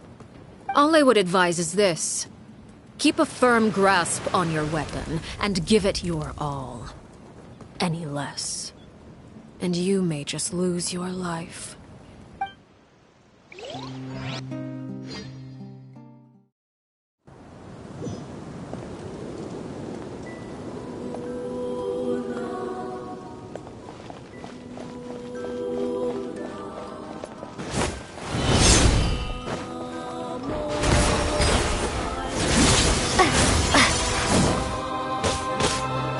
With these rising flames!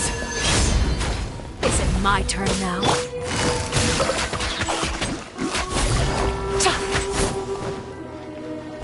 Closer now. Things are about to get dicey.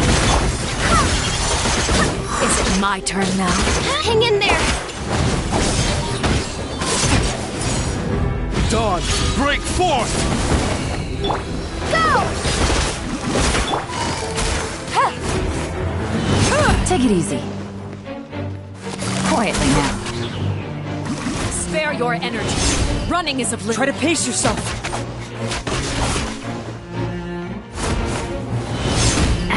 What a drag.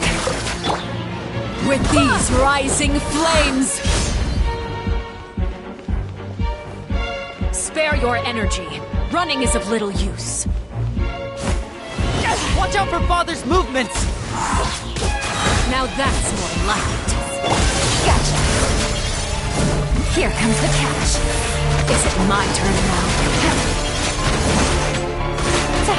With these rising flames! Over here! Is it my turn now? Spare your energy.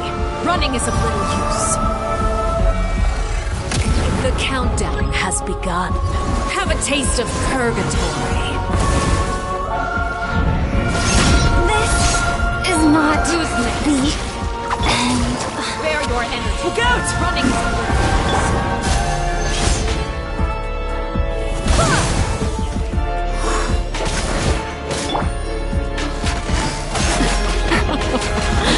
Look at these are about to get trapped like a bunch of children. They used.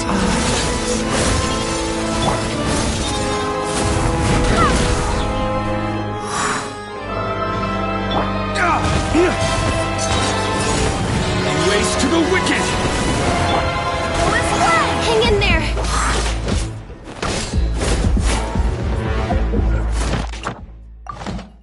Spare your energy.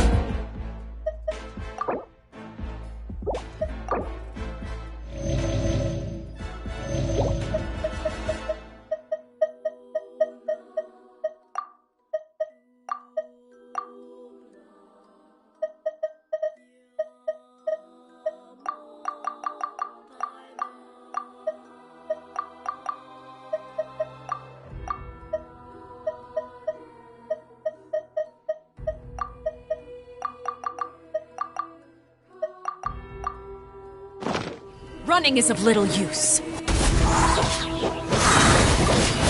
Wind, hear me!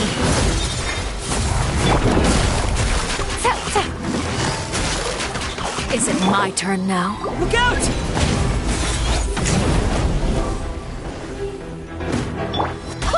Like a fly tangled in a web. Spare your energy. Running is of little use. With these rising flames. Now's our chance!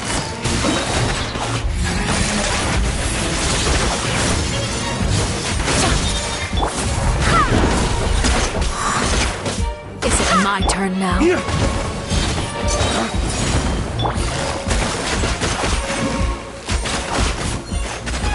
Father's even stronger than I expected.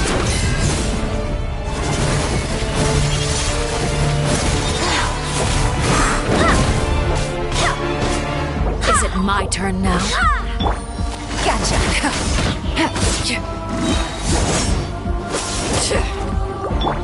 Get in gear!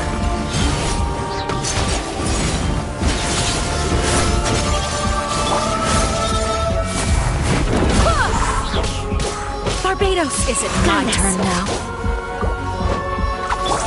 Spare your energy. Running is of little use. Now's our chance!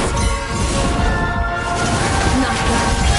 You've proven to be a worthy opponent after all. Take it easy. Quietly now.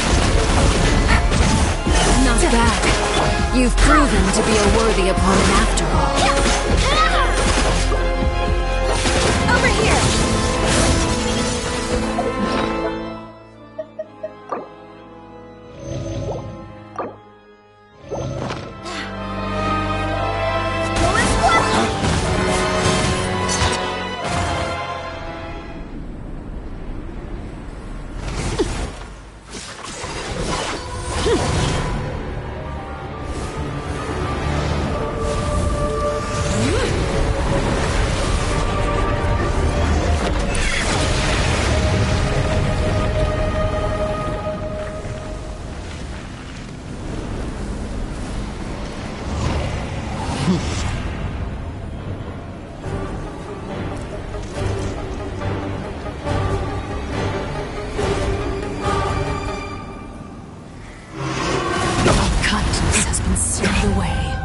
My blade is all that remains. Gotcha.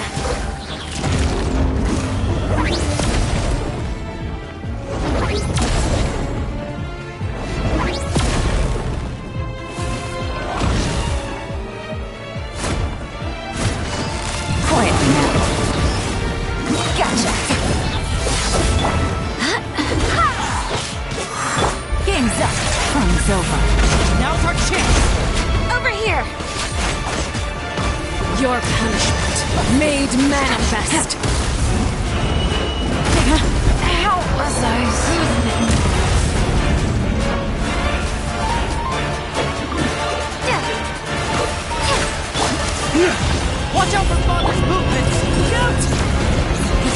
moon have set, only ruin remains.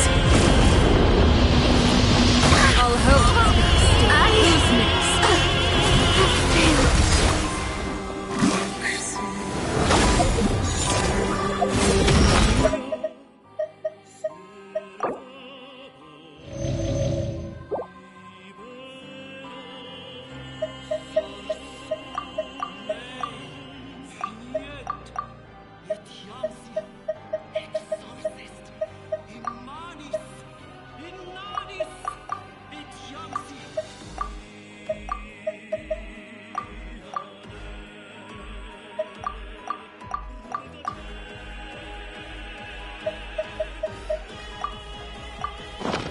Now's our chance! Over here!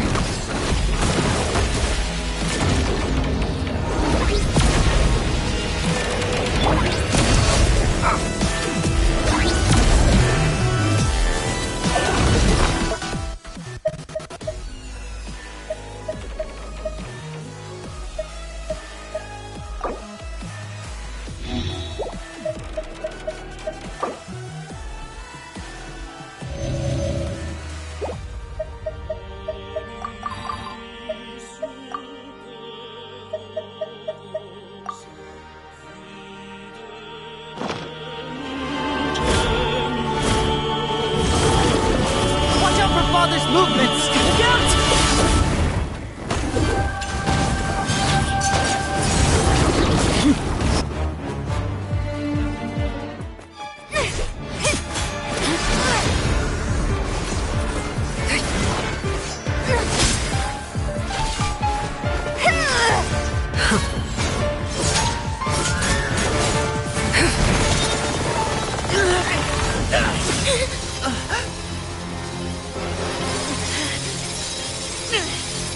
You should know better than to crowd in one place.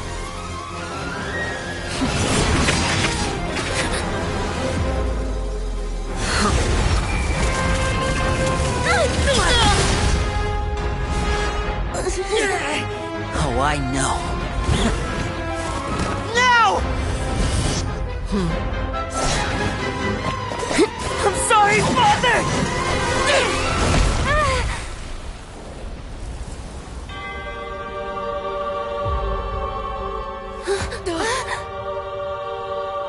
Sorry for what? This pitiful excuse for an attack.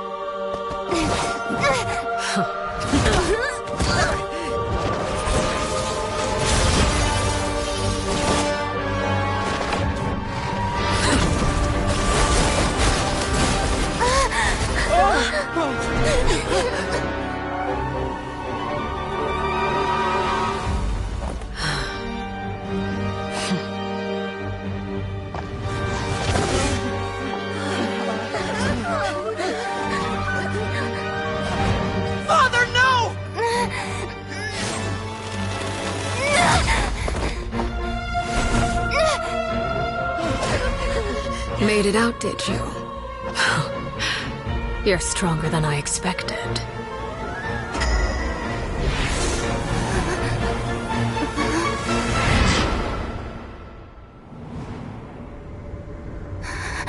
A crimson moon. I can't move.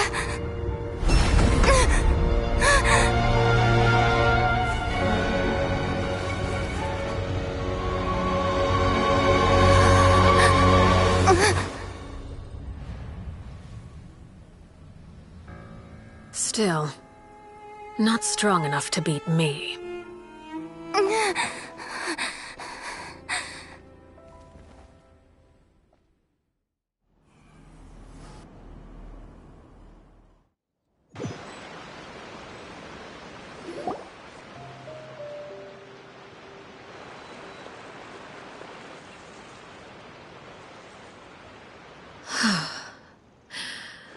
I believe we can end things here.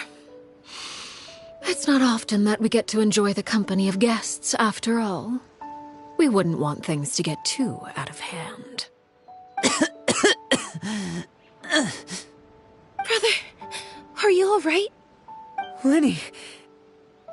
Given that I am the victor of this duel, as agreed, The punishment stands. No! I never thought things would end like this. However, everyone involved in the duel demonstrated a remarkable level of strength and determination.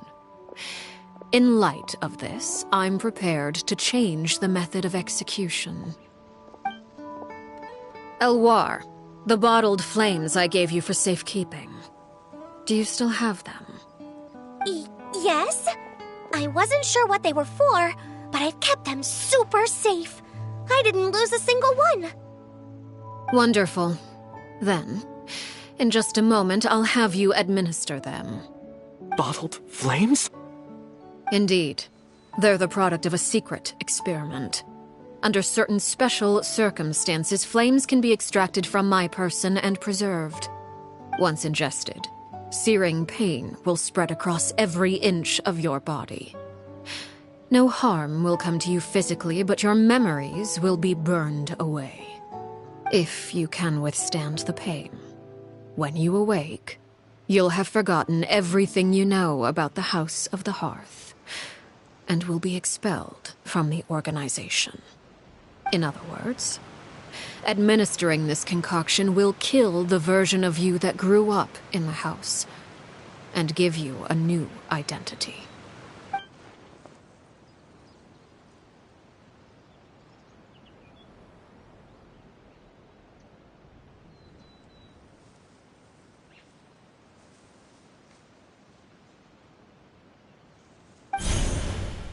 Memory is a mysterious thing indeed. Losing a portion of your memories will alter your sense of self.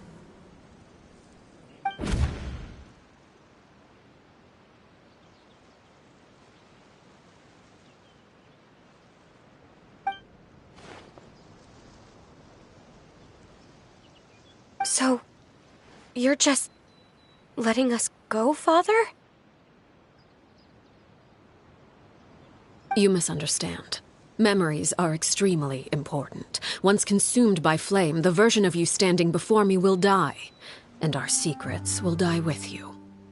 So no, I don't intend to just let you go, because the person who survives will be nothing but a stranger. Even so, I won't have to live in fear anymore. I'm sorry, Father. I'm sorry I let you down. But I really... Don't cry, Filial. You haven't left the house yet, so there are still rules to be followed, yes. Remember what I taught you. Anger makes you impulsive, sorrow causes you to waver. Don't let yourself be controlled by your emotions. Of course. I'll remember. Dry your tears, and go pursue the life you really want. Yes, Father. Chaplot, Foltz, Elwar. Take them back to Poisson. And bring Linny and the others as well. I prepared 3 extra vials of bottled flames. As for whether to take them, the choice is yours. Goodbye, children.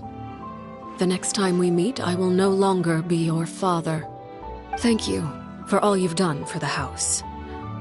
I hope you have bright futures ahead of you.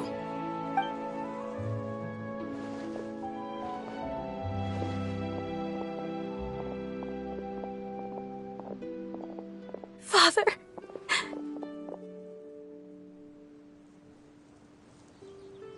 Let's go.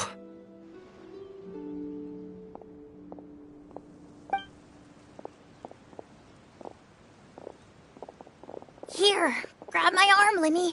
I'll help you walk back. Thank you.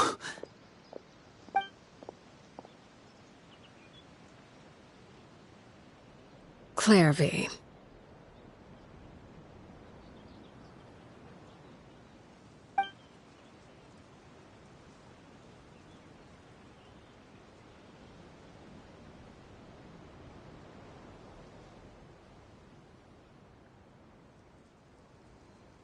Can we talk now? I've been waiting for a super long time. You really are Perry, aren't you? I haven't seen you in so long. How come you're all grown up? Wait, did I somehow travel to the future on accident? Or am I dreaming? What a long dream. Neither. You died, Clairvy. That's what happened. You could have at least sugarcoated it a little. Look, she's done speechless.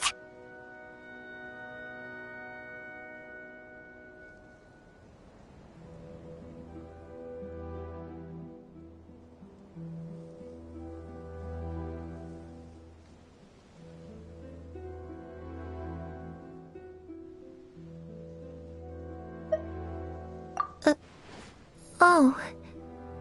Okay then. Huh? That's it? You accepted it just like that? Yep. If that's what Perry says happened, then I believe her. Perry wouldn't lie to me. Plus, I don't really need to know why I'm like this. I'm more curious about what happens in the future. If you're a harbinger now, Perry, that means Mother is gone, isn't she? Can you tell me about it? I want to know what happened to her.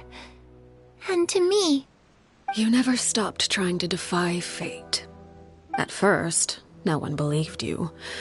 You could only vent your frustrations to the moon. In fact, you often sought comfort in the night sky. You wanted to see the aurora, so one night we promised each other we would go to Snezhnaya to see it together.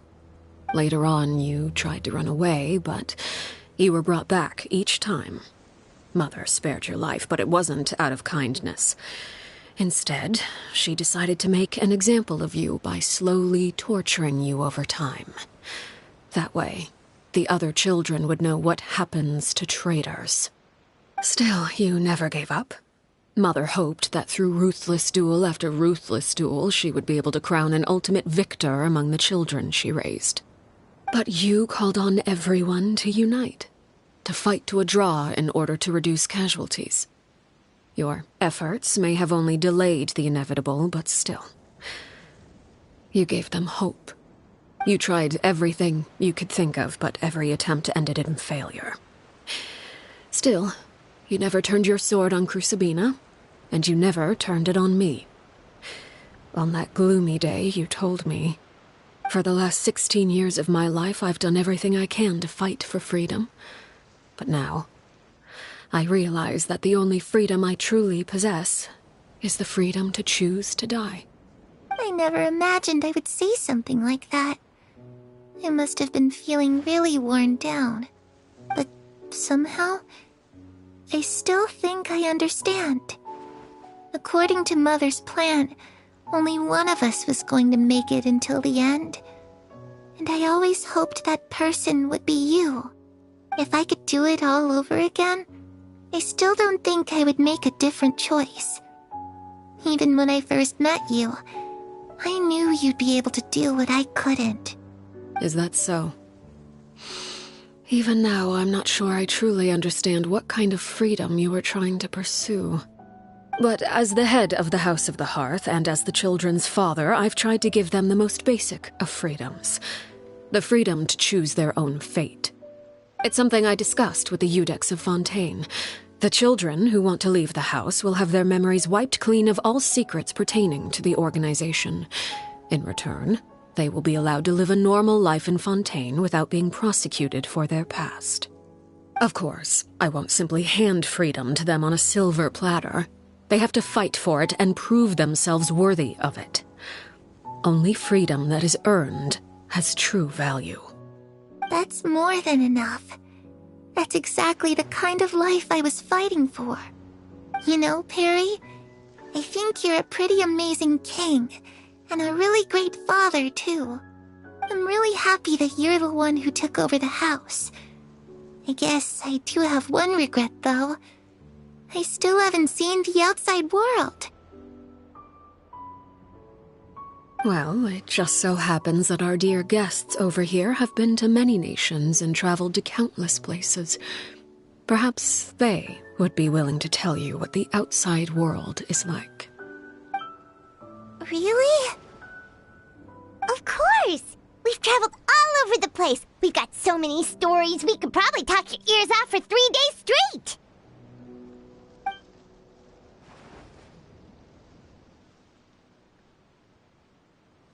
You know, I used to dream of being a bard. Playing the lute while singing into the winds of freedom. Even if there was no one there to listen, I would have continued to sing no matter what. Ah, that's where Mora comes from. I never knew that before. If I had some Mora, I would buy 3 new dresses. One for me, one for Perry, and one for Mother. It's just too bad Perry doesn't like wearing dresses. And Mother, well, she probably wouldn't accept something like that either. I guess I'd just have to keep them all for me then. I could wear a different one every day.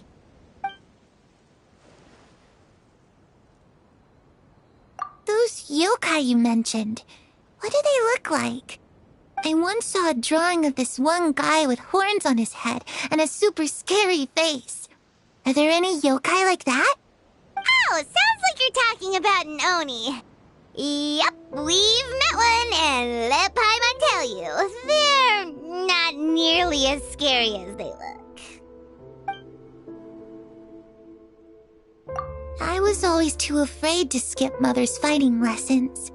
But at the academia, I bet you could do all sorts of secret things in class. Things that have nothing to do with studying. I'm just kidding. Being able to study whatever you want without having to fear for your life actually sounds pretty great.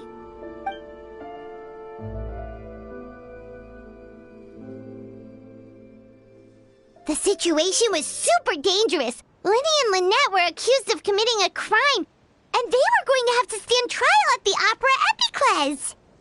Oh no, that must have been hard for all of you. What happened next? Don't worry, we were able to turn the situation around super quickly. All thanks to Detective Paimon, of course. How'd you do that? Come on, tell me. Okay, so it was like this. After the failed magic show, we rushed to the scene and...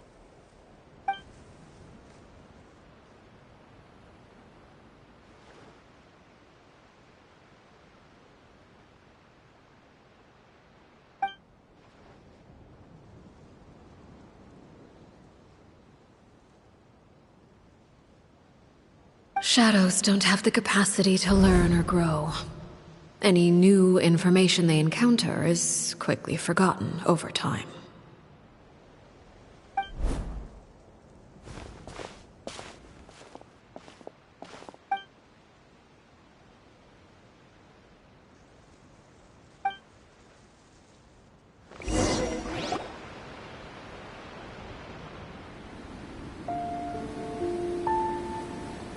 Clairvy, you've worked tirelessly from the shadows to overthrow the House of the Hearth. Now, by my authority as the Knave, I shall announce how this matter ends. You are hereby expelled from the House of the Hearth. You are no longer tied to this place, nor are you bound by its rules. You're saying that I can finally leave? I get to experience the outside world as well? Oh, I almost forgot. There's no getting older for me. Still, seeing who you grew up to be makes me really happy, Paraware. Take care of yourself. Goodbye. May we meet again someday.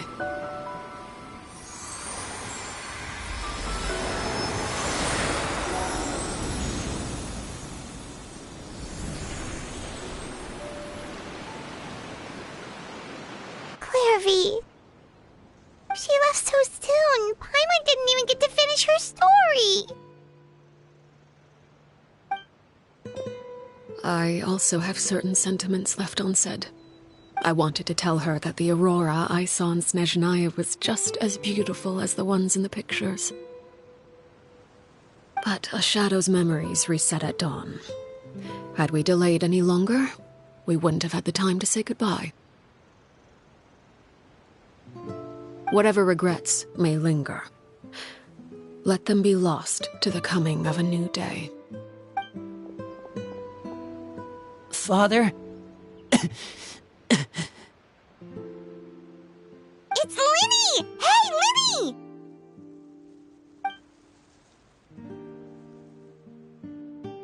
What is he doing back here? Let's go check it out.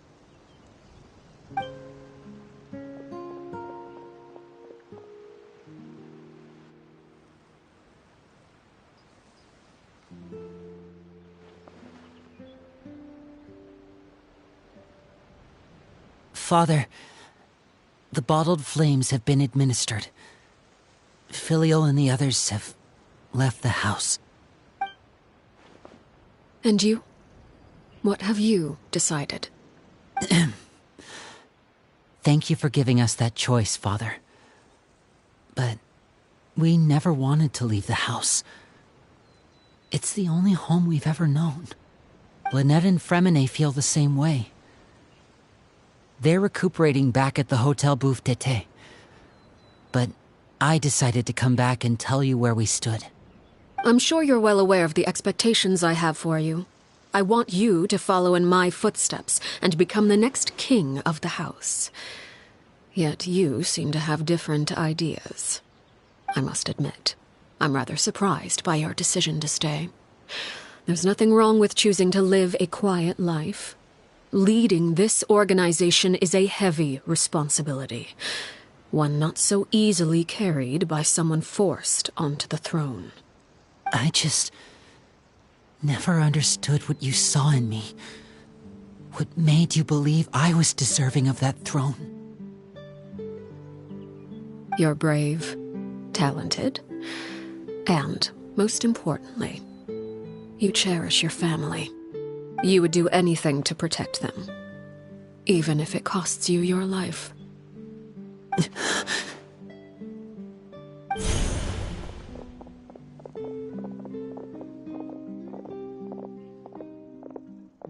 Speaking up back there was so brave of you, Linny. It's all thanks to you that we were able to convince Father to back down. You're a hero, Linny. Hero? Father is the real hero. Had Father gone all out during the duel, there's no way I would have walked away with my life. She must have had it all planned from the beginning, from the very moment she suggested a duel. I'm not deserving of that title. I'm not strong enough or smart enough. You're wrong. In my opinion, all you need to be deserving of the throne is conviction and the necessary strength to act on it. We may have different ideas of what it means to be a family, but you can hardly be said to lack conviction. What you truly lack is strength. For someone of your talent, though, that's something that will come with time. Even without that strength, you still chose to face me in a duel, even though the odds were stacked against you. That capacity to honor your convictions is what I truly see in you. Father. No one knows what the future holds, what tragedy or triumph may be in store. Being at the head of this organization requires the strength of will to face whatever comes. Caution will only hold you back. If reaching a certain standard were required to go after what you want, I would never have succeeded in killing my predecessor. Back then, there was still a considerable gap between our abilities. Strength may decide the ultimate victor, but those who let a lack of strength dictate their decisions or undermine their convictions will never be worthy of the throne. I understand, Father. Thank you. Children must grow up to surpass their parents. Only then can a family continue to flourish. The road ahead is not an easy one, so I'll ask you one last time. Are you certain you want to stay? You've done so much for me, Father, and that kindness must be repaid. Plus, with Project Stuja at hand, there are many dangers ahead, and I, for one, don't intend to back down. Protecting my family at all costs. That's my conviction. Then you're welcome to stay. As for Project Stuja, you need not be too concerned. If those cowardly businessmen and heartless dignitaries try to take us down, I'm prepared to teach them a lesson. Having members who longed for the light was our organization's last weakness. With those members no longer among our ranks, the House of the Hearth is like a spider hiding in the shadows. We need only wait for our prey to come to us. At present, our imperative is to use their plan to our advantage. In doing so, a crimson moon shall rise amid the frigid blizzards of winter. No demonstration of loyalty shall go unrewarded, and no sacrifice shall be in vain. As for the two of you, whether we meet again as friend or foe, I'll remember the camaraderie we shared in this moment. No matter how arduous the journey ahead, I hope we both reach our desired destination.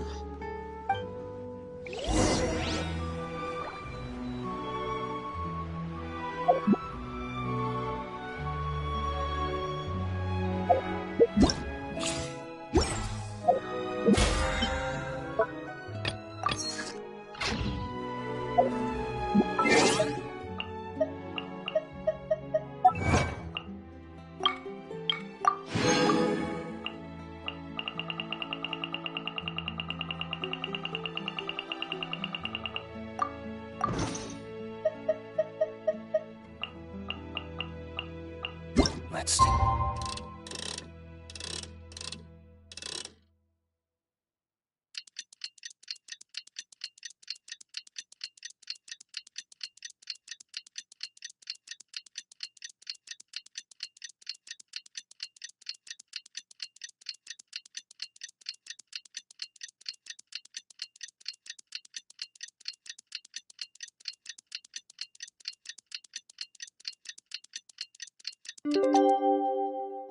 One moment to rest and plan. Didn't Linny say that Lynette and Fremine were recovering at the Hotel Bouffe d'été?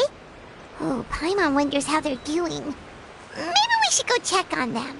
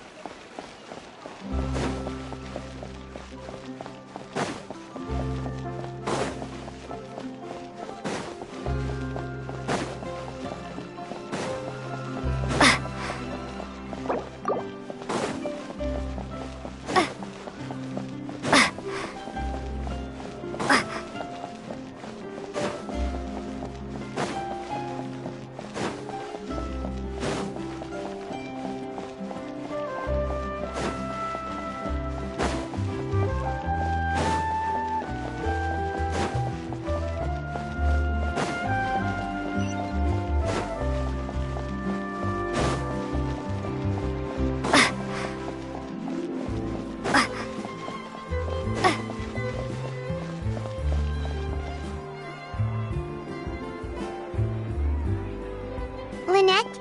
Fremine? How are you feeling? Much better. Whew, what a relief! What about you? Are you feeling alright?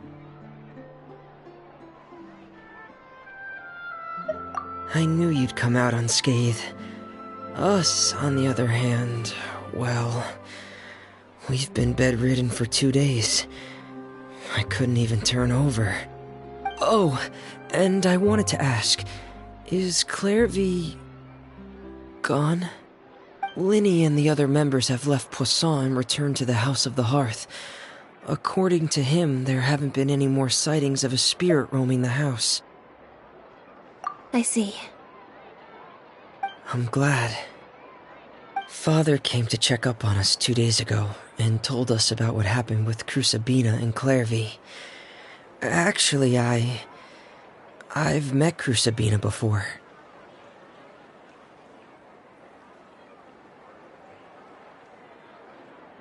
Wait, what? You've met the former knave? Crucibina died a year after Clairvy. It was during the year between their deaths that I joined the House of the Hearth. Crucibina had an extremely cruel and radical way of doing things. While she was alive, the atmosphere in the house was suffocating. When I joined, though, the experiment she valued so much had already come to an end, and all the people involved, dead and injured alike, were gone. Crucibina never talked about the past with us newcomers. A couple of months after I joined, Father killed Crucibina and burned all her files. With that, the names of all the people subjected to her experiments, Clairvy included, were lost to the flames, along with the painful memories they represented. Father took in Lenny and me a couple months after that, but she never mentioned anything about Crucibina or Clairvy. It really seems like something she was planning to keep to herself. The last time you talked to her, did she mention why she kept it a secret for so long? She said she didn't want us to be affected by the darkness of the past. She was worried we'd develop a false sense of gratitude towards her if we knew about it. The foundation of a family should be free of any corrupting influence. Whatever happened in the past, it has nothing to do with who we are now. And that's what Father told us in the end. But I still thanked her for everything. It was only after hearing about what Crucibina did that I finally realized how insignificant our lives could have been. The members of the house meant nothing to her. To say that she valued them in any way, even just as a tool, would probably be giving her too much credit. If Father hadn't taken over the House of the Hearth, I probably would have already... Father rarely brings up the fact that she saved us. She doesn't believe that being indebted to her should be what ties us together. But even if we didn't owe her anything, we would still choose to stay. Because this is our home. We may have arguments or times when we feel wronged. Some people may even choose to leave. But as long as Father is here, we will always have a home.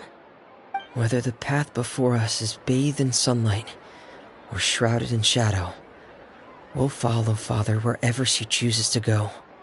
So I wanted to say thank you for helping us make it through this crisis. Without your help, we could have lost a lot more along the way. Oh, we didn't do anything, really. Of course. You're welcome anytime. Are Filial and Nantoy okay? I actually saw them at a cafe this morning. They didn't recognize me. From what I could tell, they were drinking coffee and talking about one of the operas that started running recently. They seemed happy. If I had to take a guess, I would say they finally found the kind of life they always wished for.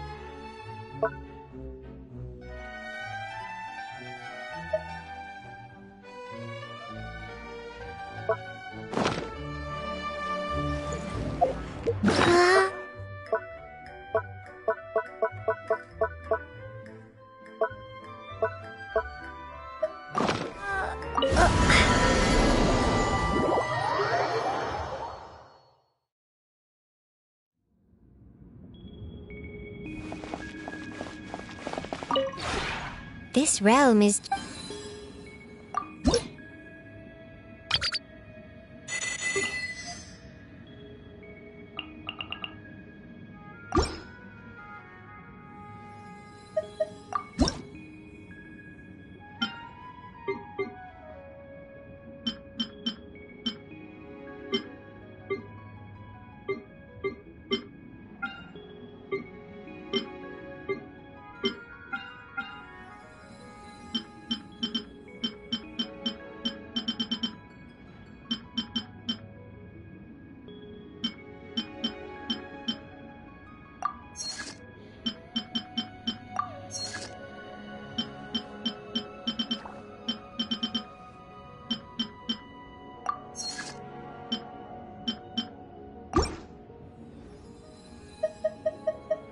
If you ever have any...